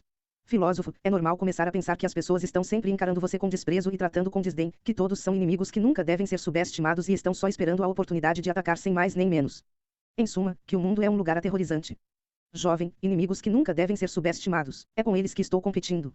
Filósofo, é isso que a competição tem de tão aterrorizante. Mesmo que você não seja um perdedor, mesmo que esteja sempre vencendo, se você se colocou em competição, jamais terá um momento de paz. Você não quer ser um perdedor e para isso precisa se manter sempre vencendo. Você não pode confiar nos outros. A razão pela qual tantas pessoas não se sentem felizes de verdade mesmo quando alcançam o sucesso aos olhos da sociedade é que estão vivendo em competição. Para elas, o mundo é um lugar perigoso, repleto de inimigos. Jovem, pode ser, mas, filósofo, mas será que as outras pessoas olham tanto assim para você? Estão mesmo de olho em você o tempo todo, aguardando o momento perfeito para atacar. Parece improvável. Um jovem amigo meu, quando adolescente, costumava passar um tempão diante do espelho arrumando o cabelo. Certa vez, quando fazia isso, sua avó disse, só você se preocupa com sua aparência. Ele disse que, depois de ouvir isso, ficou bem mais fácil encarar a vida. Jovem, isso é uma indireta para mim, não é? Bem, talvez eu veja as pessoas à minha volta como inimigas. Vivo com medo de ser atacado, de ver as flechas voando na minha direção a qualquer momento. Sempre acho que estou sendo observado pelos outros, que estou sujeito a um julgamento rigoroso e vou ser atacado. E deve ser uma reação consciente, como a do adolescente obcecado com o espelho. As pessoas não estão prestando atenção em mim. Mesmo que eu saísse rastejando pela rua, elas nem perceberiam. Mas não sei, você está dizendo que eu escolhi ter este sentimento de inferioridade, que ele é algum tipo de meta. Isso não faz o menor sentido para mim. Filósofo, por que não? Jovem, tenho um irmão 3 anos mais velho do que eu. Ele é o típico irmão mais velho, sempre obedece aos pais, vai bem nos estudos e nos esportes, é um exemplo de empenho. Desde pequeno, eu sempre fui comparado a ele. Acontece que meu irmão é mais velho e sempre teve mais conhecimentos que eu. Por isso, claro que eu nunca consegui superá-lo em nada. Só que nossos pais não estavam nem aí para esse detalhe e nunca me deram o devido reconhecimento. Não importava o que eu fizesse, eles me tratavam como criança, me repreendiam sempre que podiam e viviam me mandando calar a boca. Aprendi a guardar o que sinto para mim mesmo. Passei a vida totalmente mergulhado em sentimentos de inferioridade, por isso foi mais do que natural achar que estava competindo com meu irmão. Filósofo, entendo. Jovem, às vezes, eu penso assim, sou como uma planta que cresceu sem receber sol suficiente, por isso, é natural que eu tenha um forte sentimento de inferioridade. Duvido muito que alguém seja capaz de crescer direito nessas condições. Filósofo, entendo, realmente entendo como você se sente, mas agora vamos examinar a competição levando em conta seu relacionamento com o irmão. Se você não visse o relacionamento com seu irmão e com outras pessoas de forma competitiva, como enxergaria essas pessoas? Jovem, bem, meu irmão é meu irmão, e acho que as outras pessoas são outra história. Filósofo, não? Essas outras pessoas deveriam se tornar suas companheiras com um viés mais positivo. Jovem, companheiras. Filósofo, você disse que não consegue comemorar a felicidade alheia do fundo do coração, certo? Você pensa nos relacionamentos interpessoais como uma competição, percebe a felicidade das outras pessoas como uma derrota sua, por isso não consegue comemorar. Porém, depois que a pessoa se liberta do esquema de competição, a necessidade de triunfar sobre alguém desaparece. Quando isso acontece, a pessoa também se liberta daquele medo que diz, talvez eu perca. Com isso, torna-se capaz de comemorar a felicidade alheia do fundo do coração. Ela também pode se tornar capaz de contribuir ativamente para a felicidade do outro. O companheiro é aquele que está sempre disposto a ajudar o outro em momentos de necessidade. Jovem, Ram. Filósofo, agora chegamos à parte importante. Quando você consegue sentir de verdade que as pessoas são suas companheiras, sua maneira de ver o mundo muda por completo. Você deixa de achá-lo um lugar perigoso e para de sofrer com dúvidas desnecessárias. O mundo começa a parecer um lugar seguro e agradável, e seus problemas de relacionamento diminuem bastante. Jovem, que pessoa feliz você é. Mas, sabe, isso tudo lembra um girassol. É o mesmo raciocínio do girassol que é bem irrigado e recebe sol diariamente. O problema é que uma planta que cresce na sombra não se desenvolve tão bem. Filósofo, você está retornando à etiologia, à atribuição de causas, outra vez. Jovem, sim, com certeza. Criado por pais rigorosos, desde criança o jovem tinha sido oprimido e comparado com o irmão mais velho. Suas opiniões nunca eram ouvidas, e de vez em quando ele era alvo de comentários agressivos, como o de que era um péssimo irmão caçula. Incapaz de fazer amigos até na escola, o jovem passava o recreio na biblioteca, que se tornou seu único local de refúgio. Levou os primeiros anos de vida assim, como um verdadeiro refém da etiologia. Se não tivesse sido criado por aqueles pais, se não tivesse aquele irmão mais velho e se não tivesse estudado naquela escola, poderia ter tido uma vida mais promissora. O jovem vinha tentando conversar com toda a calma, mas nesse momento seus muitos anos de sentimentos contidos explodirão. Da luta pelo poder à vingança jovem, toda essa conversa sobre teleologia e coisa e tal é pura enganação. O trauma é uma realidade, e as pessoas não conseguem se libertar do passado. Tenho certeza de que você tem noção disso. Não podemos usar uma máquina do tempo para retornar ao passado. Enquanto o passado existe como passado, nós vivemos no presente, mas em contextos criados no passado. Se alguém tratasse o passado como algo que não existe, estaria negando toda a vida vivida. Você está insinuando que eu escolhi uma existência tão irresponsável. Filósofo, de fato, não se pode usar uma máquina do tempo nem voltar os ponteiros do relógio. Mas que tipo de sentido se atribui a acontecimentos passados? Essa é a tarefa dada a você agora. Jovem, então vamos conversar sobre agora.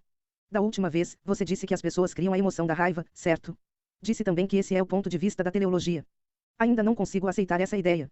Por exemplo, como você explicaria casos de raiva contra a sociedade ou o governo? Você diria que também são emoções forjadas para impor nossas opiniões. Filósofo, claro que em certas ocasiões eu fico indignado diante dos problemas sociais. Mas eu diria que, em vez de um surto de emoção, tratasse de indignação baseada na lógica. Existe uma diferença entre raiva pessoal, ressentimento pessoal, e indignação com as contradições e injustiças da sociedade, indignação moral. A raiva pessoal passa rápido, já a indignação moral perdura. A raiva como expressão de um ressentimento pessoal não passa de uma ferramenta para fazer os outros se submeterem a você. Jovem, está dizendo que ressentimentos pessoais e indignação moral são coisas diferentes. Filósofo, são completamente diferentes. Porque a indignação moral vai além dos nossos interesses pessoais. Jovem, então vou perguntar sobre os ressentimentos pessoais. Com certeza, até você se zanga às vezes, certo? Vamos supor que alguém o xingue sem motivo. Você não ficaria irritado? Filósofo, não, não ficaria. Jovem, sem essa, seja honesto. Filósofo, se alguém me xingasse na minha cara, eu refletiria sobre a meta oculta da pessoa. Ainda que você não seja diretamente agressivo, quando se sentir zangado diante das palavras ou da conduta de outra pessoa, leve em conta que ela está desafiando você para uma luta pelo poder. Jovem, uma luta pelo poder. Filósofo, isso. Por exemplo, uma criança provocará um adulto com várias travessuras e malcriações.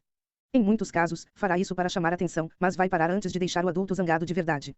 Mas, se ela não para antes de o adulto ficar irritado, sua meta é entrar numa briga. Jovem, porque ela iria querer se meter numa briga. Filósofo, ela quer vencer. Quer provar seu poder vencendo. Jovem, não entendi. Pode me dar exemplos mais concretos? Filósofo, digamos que você e um amigo estão conversando sobre a situação política atual.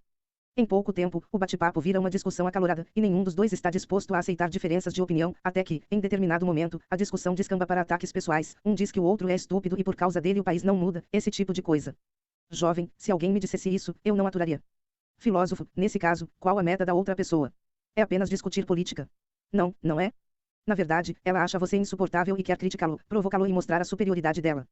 Se você se irrita, o momento que ela vinha esperando chegará, e de repente o relacionamento de vocês vai se transformar numa luta pelo poder. Não importa qual seja a provocação, você não pode morder a isca. Jovem, discordo. Não há necessidade de evitar briga. Se alguém quer começar uma, não vejo problema em aceitar. Porque o outro sujeito é o culpado. Você pode atacar esse idiota, veja bem, atacar com palavras. Filósofo, digamos que você vença a briga e seu adversário dê o braço a torcer. O fato é que a luta pelo poder não acabou aqui.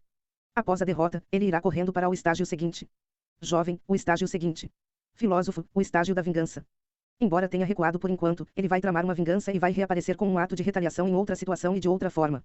Jovem, como o que, por exemplo? Filósofo, a criança oprimida pelos pais recorrerá à delinquência. Deixará de ir à escola. Cortará os pulsos ou se envolverá em outros atos de autoflagelação. Na etiologia freudiana, isso é considerado simples causa e efeito, os pais a criaram assim, por isso ela cresceu para ser desse jeito.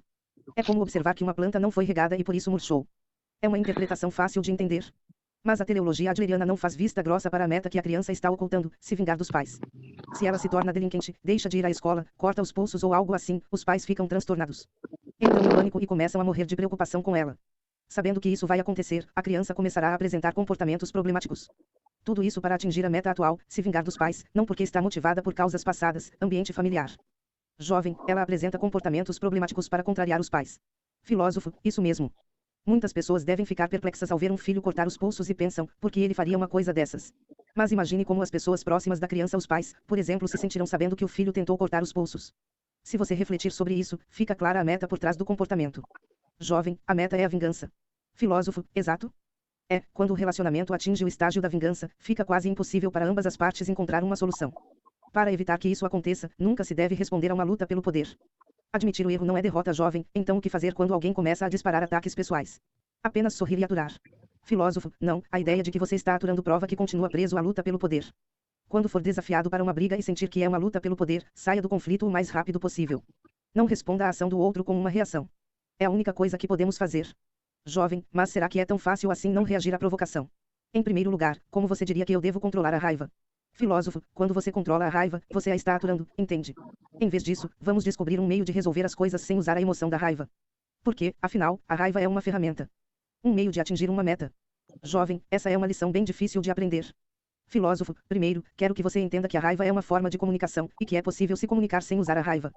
Podemos transmitir nossos pensamentos e intenções e ser aceitos sem necessidade de usar a raiva. Se você aprende a fazer disso uma prática, automaticamente a emoção da raiva deixa de aparecer. Jovem, e se alguém fizer falsas acusações ou comentários insultuosos contra mim? Mesmo assim eu não deveria ficar irritado. Filósofo, acho que você ainda não entendeu. Não é que você não deva se irritar, só que não há necessidade de recorrer à ferramenta da raiva. Pessoas geniosas não têm pavio curto, apenas não sabem que existem ferramentas de comunicação eficazes diferentes. Da raiva. Por isso acabam dizendo coisas como eu estourei ou ele teve um acesso de raiva. Acabamos contando com a raiva para nos comunicarmos. Jovem, ferramentas de comunicação mais eficazes do que a raiva. Filósofo, dispomos da linguagem. Podemos nos comunicar por ela. Acredite no poder da linguagem e na linguagem da lógica. Jovem, se eu não acreditasse, com certeza não estaríamos tendo este diálogo. Filósofo, e tem mais uma coisa sobre as lutas pelo poder, em qualquer situação, por mais que você ache que tem razão, tente não criticar a outra parte com base nisso. Muitas pessoas caem nessa armadilha dos relacionamentos. Jovem, por que não devo fazer isso? Filósofo, no momento em que alguém se convence de que está certo em um relacionamento, já entrou numa luta pelo poder. Jovem, só porque você pensa que tem razão. Claro que não, isso é distorcer os fatos. Filósofo, quando eu afirmo que tenho razão, estou comunicando a outra pessoa que ela está errada. Nesse ponto, o foco da discussão muda da correção das afirmações para o estado do relacionamento interpessoal. Em outras palavras, a convicção de que você tem razão leva ao pressuposto de que a outra pessoa está errada. Daí surge uma disputa, e você pensa, tenho que vencer. É uma luta pelo poder. Jovem, Raul. Filósofo, em primeiro lugar, corrigir alguém não tem nada a ver com vencer ou perder. Se você acha que tem razão, seja qual for a opinião da outra pessoa, a questão deve se encerrar imediatamente. O problema é que, a partir daí, muitas pessoas começam uma luta pelo poder e tentam obrigar o outro a se submeter a elas. Por isso acham que admitir um erro é admitir uma derrota. Jovem, sim, isso é um fato. Filósofo, devido à mentalidade de não querer perder, a pessoa é incapaz de admitir o erro, por isso acaba escolhendo o caminho errado. Admitir erros, pedir desculpas, se afastar de lutas pelo poder, nada disso é derrota. Não se busca a superioridade competindo com outras pessoas. Jovem, então, quando você está obcecado por vencer, perde a capacidade de fazer as escolhas certas. Filósofo, sim. Isso reduz sua capacidade de julgamento, e tudo que você consegue ver é a vitória ou a derrota. Aí pega o caminho errado. Para começar a corrigir nossos erros e mudar de verdade, é preciso parar de pensar que tudo é competição, uma questão vencer ou perder.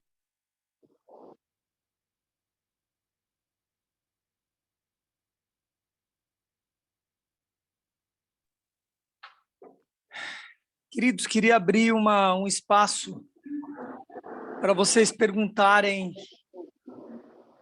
algo. Esse capítulo é bem...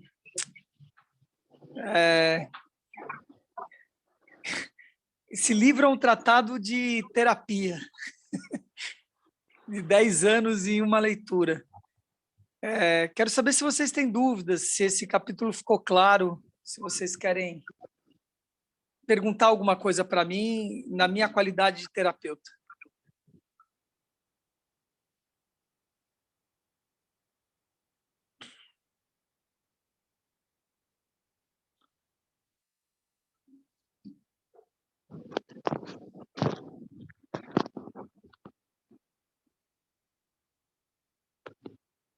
Está com o microfone aberto, Liana.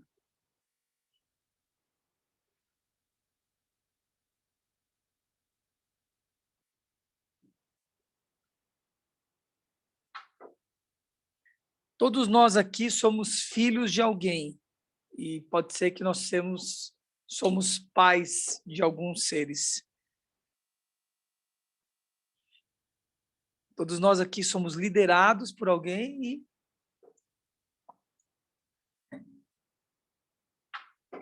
lideramos, talvez, pessoas.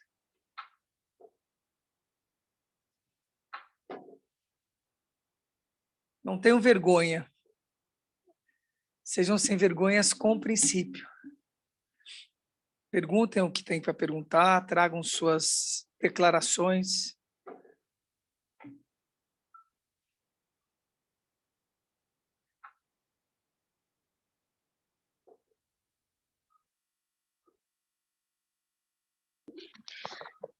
Eu não tenho pergunta. Bom dia a todos. É só uma identificação, assim, muito na totalidade com o conteúdo desse livro. Acho que de todos até agora, desse programa 10 em 1, esse é o que eu estou mais identificado. Por vários motivos. Mas só mergulhado aqui na leitura. Muito bom. Muito bom. Ele fala sobre a condição humana, né, o comportamento humano, né, de uma forma muito clara, né? Ele está tratando de assuntos bem complexos, assim, no sentido... Eles são simples, mas são complexos porque envolve a todos nós, né, na condição humana. Então, quando ele traz agora nesse capítulo, né, essa questão de filhos que se agridem, né, pelo poder, isso é bem forte. Pode ser um jogar o corpo no chão, pode ser um perder o ar,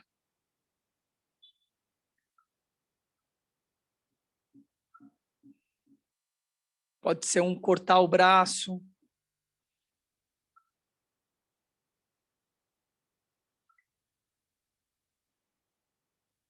Enfim, agressões, porque está perdendo a batalha e usa essa ferramenta, né? Isso é quase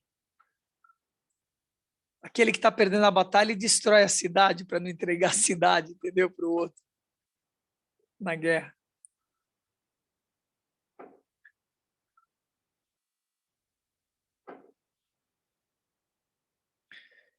Tem um livro chamado Primeiro, Segundo e Terceiro Filho.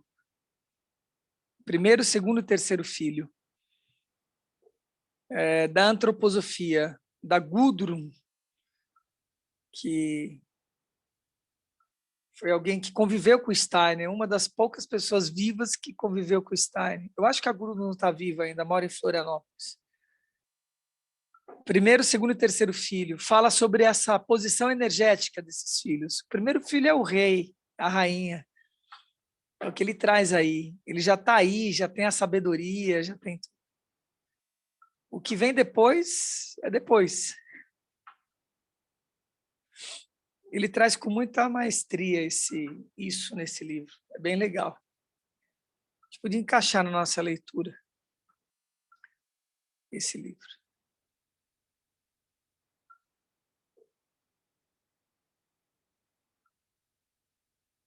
Nada? Tem certeza? Eu tenho aqui um exemplo da... Peraí. Tá ouvindo? Aham. Da minha filha do meio, a Ingrid, ela era muito pequenininha, acho que tinha 1 ano e pouco, e aí ela chorava, chorava, chorava, até perder o fôlego, de desfalecer e desmaiar mesmo. Aí nós levamos ela, né, no pediatra, no médico, na verdade, no cardiologista, porque a gente achou que ela tinha algum sopro no coração, alguma coisa. E quando chegou lá na consulta, ele examinou, falou: pai, mãe, essa criança não tem nada. Deixa da próxima, faz umas 2, 3 vezes, deixa ela chorar até perder o fôlego, vai ver. Depois de 2, 3 vezes, ela não faz mais isso. Nossa, primeira vez eu quase morri, porque a hora que ela apagou, né, ela ficava roxinha, roxinha e apagava. E aí o pai falava: deixa, deixa, eu querendo correr para socorrer, né? Deixa, deixa. Foram de fato 3 vezes que ela ficou lá e se recuperava sozinha, nunca mais aconteceu isso. Então, a questão é onde que ela botou essa válvula de escape. Ela deixou de fazer ali e começou a fazer onde? Essa é uma pergunta, entendeu? Aí. Porque esse é o sistema para deixar de fazer aquilo, entendeu? Mas o porquê está fazendo aquilo pode se afastar dos pais, né? Tem uma série de coisas, né? Eu acho que talvez, não sei, é a próprio, como é que fala, ciúme da irmã mais velha? Não, isso é o que ele falou no livro, é isso mesmo. Entender que não tem a posição da rainha, né? Não tem as informações que o primeiro filho tem, porque já está aqui há mais tempo nesse planeta. E como que vai lutar com isso, né? Tem várias síndromes que vão, complexos que podem acontecer a partir daí, né? Grande parte do que eu estou vivendo com a minha filha mais nova é isso. Exatamente isso. Né? A irmã mais velha ficou diabética, teve toda a atenção da diabetes dela. Mesmo antes, ela tinha esse evento de perder o fôlego, já antes, quando pequenininha. E ela está aí, capota carro, você entendeu? Fica chamando atenção. Desenvolve doença do imunossistema que não tem nada a ver, ninguém nem sabe de onde veio. Tudo isso tem esse fundo por trás, entende? De que quer chamar atenção, quer agradar. Está preocupado com o outro ao invés de estar preocupado com ela mesma, né?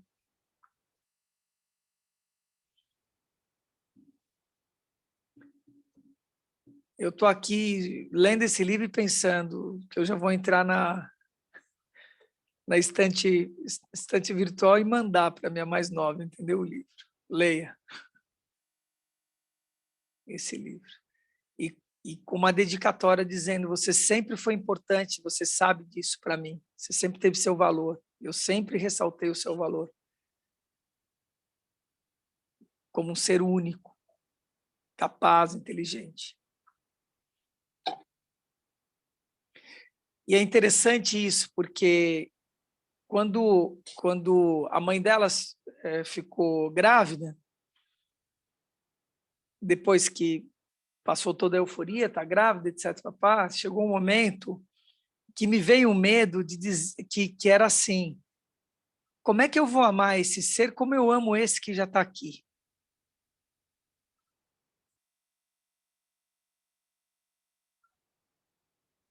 Porque, cara, amor de filho, quem tem filho sabe. Ele é inexplicável, não é maior ou melhor ou pior, etc. Ele é um amor que não se explica.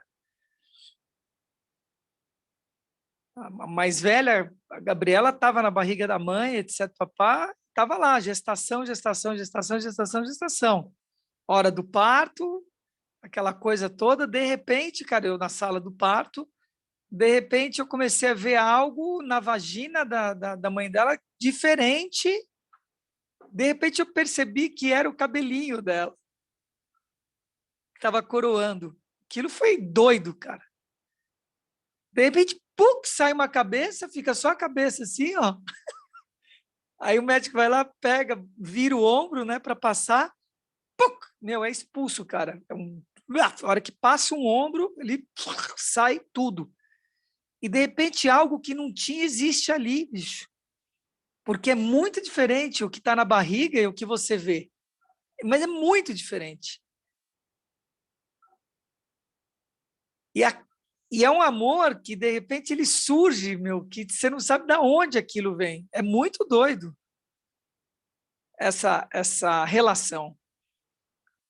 Então, tudo aquilo estava muito presente, né? Gabriela já há 1 ano e 7, 8 meses, 1 ano e meio, mais de 1 ano e meio, fora a gravidez, fora tudo isso, e vindo um outro ser. Eu falava, cara, como é que eu vou amar da mesma forma, entendeu? Esse ser, sendo o outro. Eu tinha essa dúvida na minha cabeça, se eu ia conseguir amar da mesma forma, etc.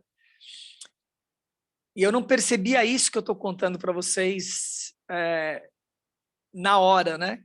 Tudo que eu contei do sentimento único ali pela Gabi.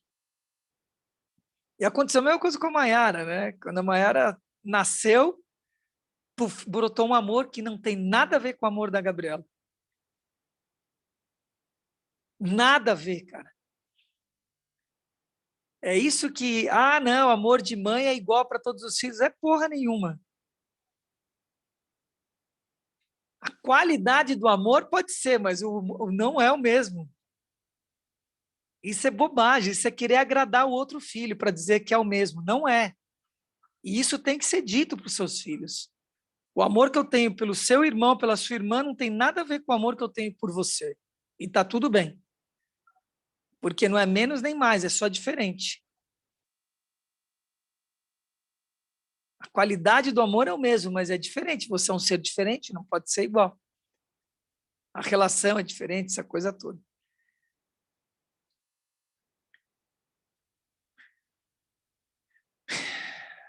Nenhuma pergunta? Está todo mundo afiado? Não tem nenhuma pergunta, nenhum questionamento, nenhuma dúvida, nenhuma angústia aí dentro?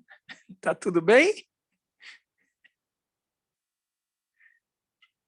Eu acho Luiz que vocês não Marcelo, estão... fala, bom dia. Janes. Bom dia. Então, nessa parte aí que ele falou, né? Tem uma parte aí que ele fala da escola. Deixa eu ver como é que ele diz aqui. E se comparava muito com o irmão mais velho, né? Aham. Que ficou muitos anos vivendo refém Isso. do fato de ter irmão A mais projeção. velho. Aí, Ah, se não tivesse naquela escola, se não tivesse com aqueles pais, né? Isso aí. aham. Aí eu me identifiquei muito aí com isso, sabe? Sim. Eu sou também a filha a segunda. De E eu quantos? sempre de 10. Tá. 10 que era uma escadinha. Aí, tipo, eu fiquei lá, né, meio esquecida. Por conta, tinha um monte de outros que foi nascendo depois de mim. A minha irmã mesmo tem 9 meses de diferença entre mim e ela, tem nem um ano. Aí o que acontece? Aí eu fiquei muito nesse lugar aí de, se não tivesse, principalmente com questão da escola, né? A escola me trouxe muitos traumas. E um dia desses eu percebi que é exatamente isso que ele falou aí. Porque eu fiquei muito tempo nesse negócio, né? Aquela escola, aqueles alunos. Aí um dia desses, uma colega de sala minha, né, me encontrou no Instagram e me convidou para participar do grupo da turma, né? Só que eu nunca saí com eles, nem sabia mais que eles existiam. Tipo, eu deletei da minha vida. Aí depois eu fiquei pensando, tudo isso que eu vivenciei durante todos esses anos, achando que aquela turma era ruim, que me fizeram isso, aquilo outro, pode ter sido só a minha impressão sobre tudo que eu vivenciei, que talvez não tenha sido nada disso. Pode ter Eu sido, não, vivi a foi. vida, foi, né? Eu vivi a vida toda sofrendo por uma coisa que era uma percepção minha do que aconteceu, que eu nem sei realmente o que aconteceu. Agora eu nem sei mais o que aconteceu, né? Porque eu só tenho a percepção do que aconteceu, as coisas que marcaram. E eu fiquei muito tempo nesse lugar e disse, se não fosse isso, se não fosse aquilo. E só depois que eu comecei nesse caminho de autoconhecimento, né, que eu estou entrando agora, começando agora, é que eu percebo tudo isso, né? Que nós realmente somos responsáveis pelos nossos sentimentos, pelo que a gente está vivendo, está sentindo, está escolhendo. Muito, muito, muito real isso aí. Então, é interessante você estar trazendo, porque não é que seus pais não deram atenção, né, para você. Eles não deram a atenção que eles deram para o primeiro filho. E a atenção que eles deram para o primeiro filho era a atenção que eles tinham que dar para o primeiro filho. Esse é o lugar em que a gente não assume a nossa posição. E a gente quer a posição do outro. Seja, nasci no corpo feminino, quero ter um corpo masculino. Nasci brasileiro, quero ser europeu. E que a gente não assume a condição e vive com essa condição.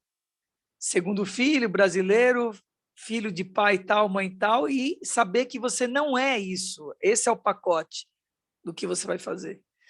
Então, a gente não recebeu nada daquilo que a gente não deveria ter recebido. Recebemos exatamente o que a gente tem que ter recebido. São as nossas projeções que mudam esse lugar.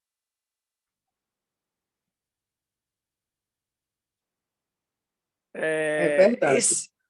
Esse foi no meu estudo sobre os pecados capitais, que são vícios de comportamento. A inveja foi o vício de comportamento que mais me chamou a atenção no meu estudo. Tem uma palestra sobre isso, né? Uma mentoria sobre isso, sobre os vícios de comportamento. E as virtudes capitais que ninguém fala, cardeais que ninguém fala, né? Que é a contraparte, é como você sair dos vícios, são as virtudes cardeais e ninguém fala sobre isso. Então minha palestra eu trago isso e a inveja foi o que mais me chamou a atenção. Por quê? Porque a inveja é você negar os dons que Deus já lhe deu. Isso foi muito doido na minha cabeça o dia que eu li isso. As virtudes e os talentos que você já tem, você fica olhando para o vizinho, entendeu? Para a casa do outro, sendo que você já tem aqui. Fica olhando para o seu irmão, para o vizinho, para o país vizinho, para o que quer que seja, ao invés de olhar para o seu pacote e falar, é esse pacote aqui, essa é a bênção que eu recebi, é com isso que eu vou trabalhar e vamos arregaçar a manga e bora lá. Você falando isso aí me lembrou também da questão que eu tinha na infância. Que assim, minha aparência, eu me pareço com indígena, né? Só que na escola, no dia do índio, eu era a única que não me caracterizava. Porque eu não queria que me chamasse de índia. Que louco, eu só conseguia aceitar essas minhas características já adolescente. Quando eu entrei na faculdade, aí eu percebi que isso me tornava única. Eu percebi, né? Mas até então, me chamar de índia, só que as pessoas me param na rua, perguntavam, você é índia? Aí eu achava isso ruim, achava chato, não gostava, não queria me identificar com isso, com essas características que eu tenho. E até hoje eu ainda assim trabalho muito em mim essa questão para aceitar essa minha beleza, entendeu?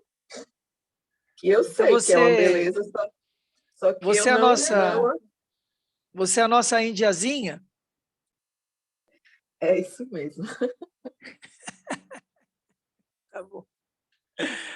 A minha avó tinha traços indígenas muito fortes, né? E todo brasileiro tem indígena, né, no seu laço. Todo. Hoje não tem nenhum brasileiro, cara, que não tenha laços indígenas, né? Pode não ter traços, etc., mas qualquer dia eu trago uma foto da minha avózinha, cara, era muito indígena, cara, as características dela. Que legal você estar falando isso, Janes. Vamos ver o finalzinho? Tem mais um pouquinho para a gente, acho que são 2%. Deixa eu ver aqui, se a gente pode parar agora. Aqui na...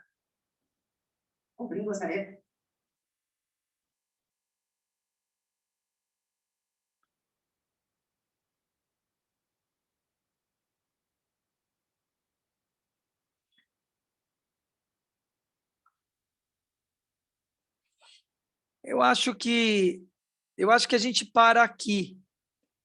Tá com 38%. Vamos parar aqui? Acho que está de bom tamanho, né? Para o dia de hoje, não tá? O que vocês acham? Tá bom, né? Tá bom. Muito bom. Queridos, lembrem, hoje à noite eu vou fazer um evento vivencial, dinâmico, tá? Dinâmica. Vou alinhar os nossos pontos energéticos, vou conectar hemisfério sul com hemisfério norte, que é o equinócio de inverno, o equinócio de verão. Vou fazer toda essa conexão. Vamos mantrar, vamos orar, nos conscientizar, nos conectar com as energias desse ano, ou seja, colocar os nossos corpos alinhados com a energia, tá? Então, estejam atentos, a gente vai soltar aí no grupo o link para que você possa estar se cadastrando, tá? No evento, tudo bem? Alguém quer trazer mais alguma coisa? O evento é pelo Zoom às 19h59, tá? Não? Silêncio é uma prece? Tá bom. Vocês são 12 em 12, façam as benditas chaves, não fiquem negligenciando isso, certo?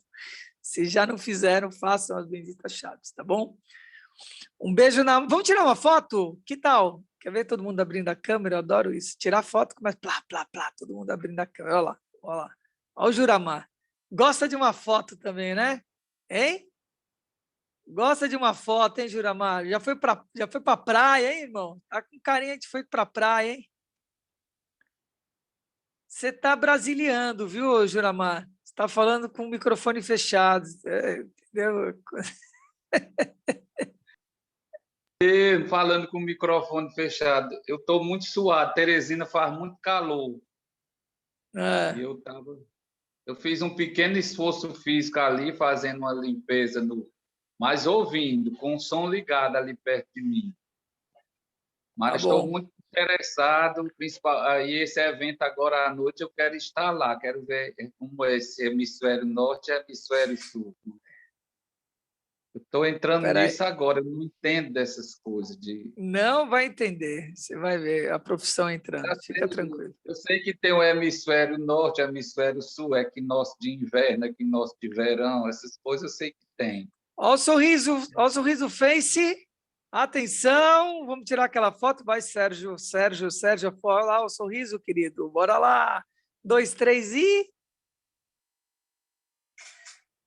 Muito bom, muito bom, muito bom, muito bom. Isso aí. Equinócio de inverno e equinócio de verão.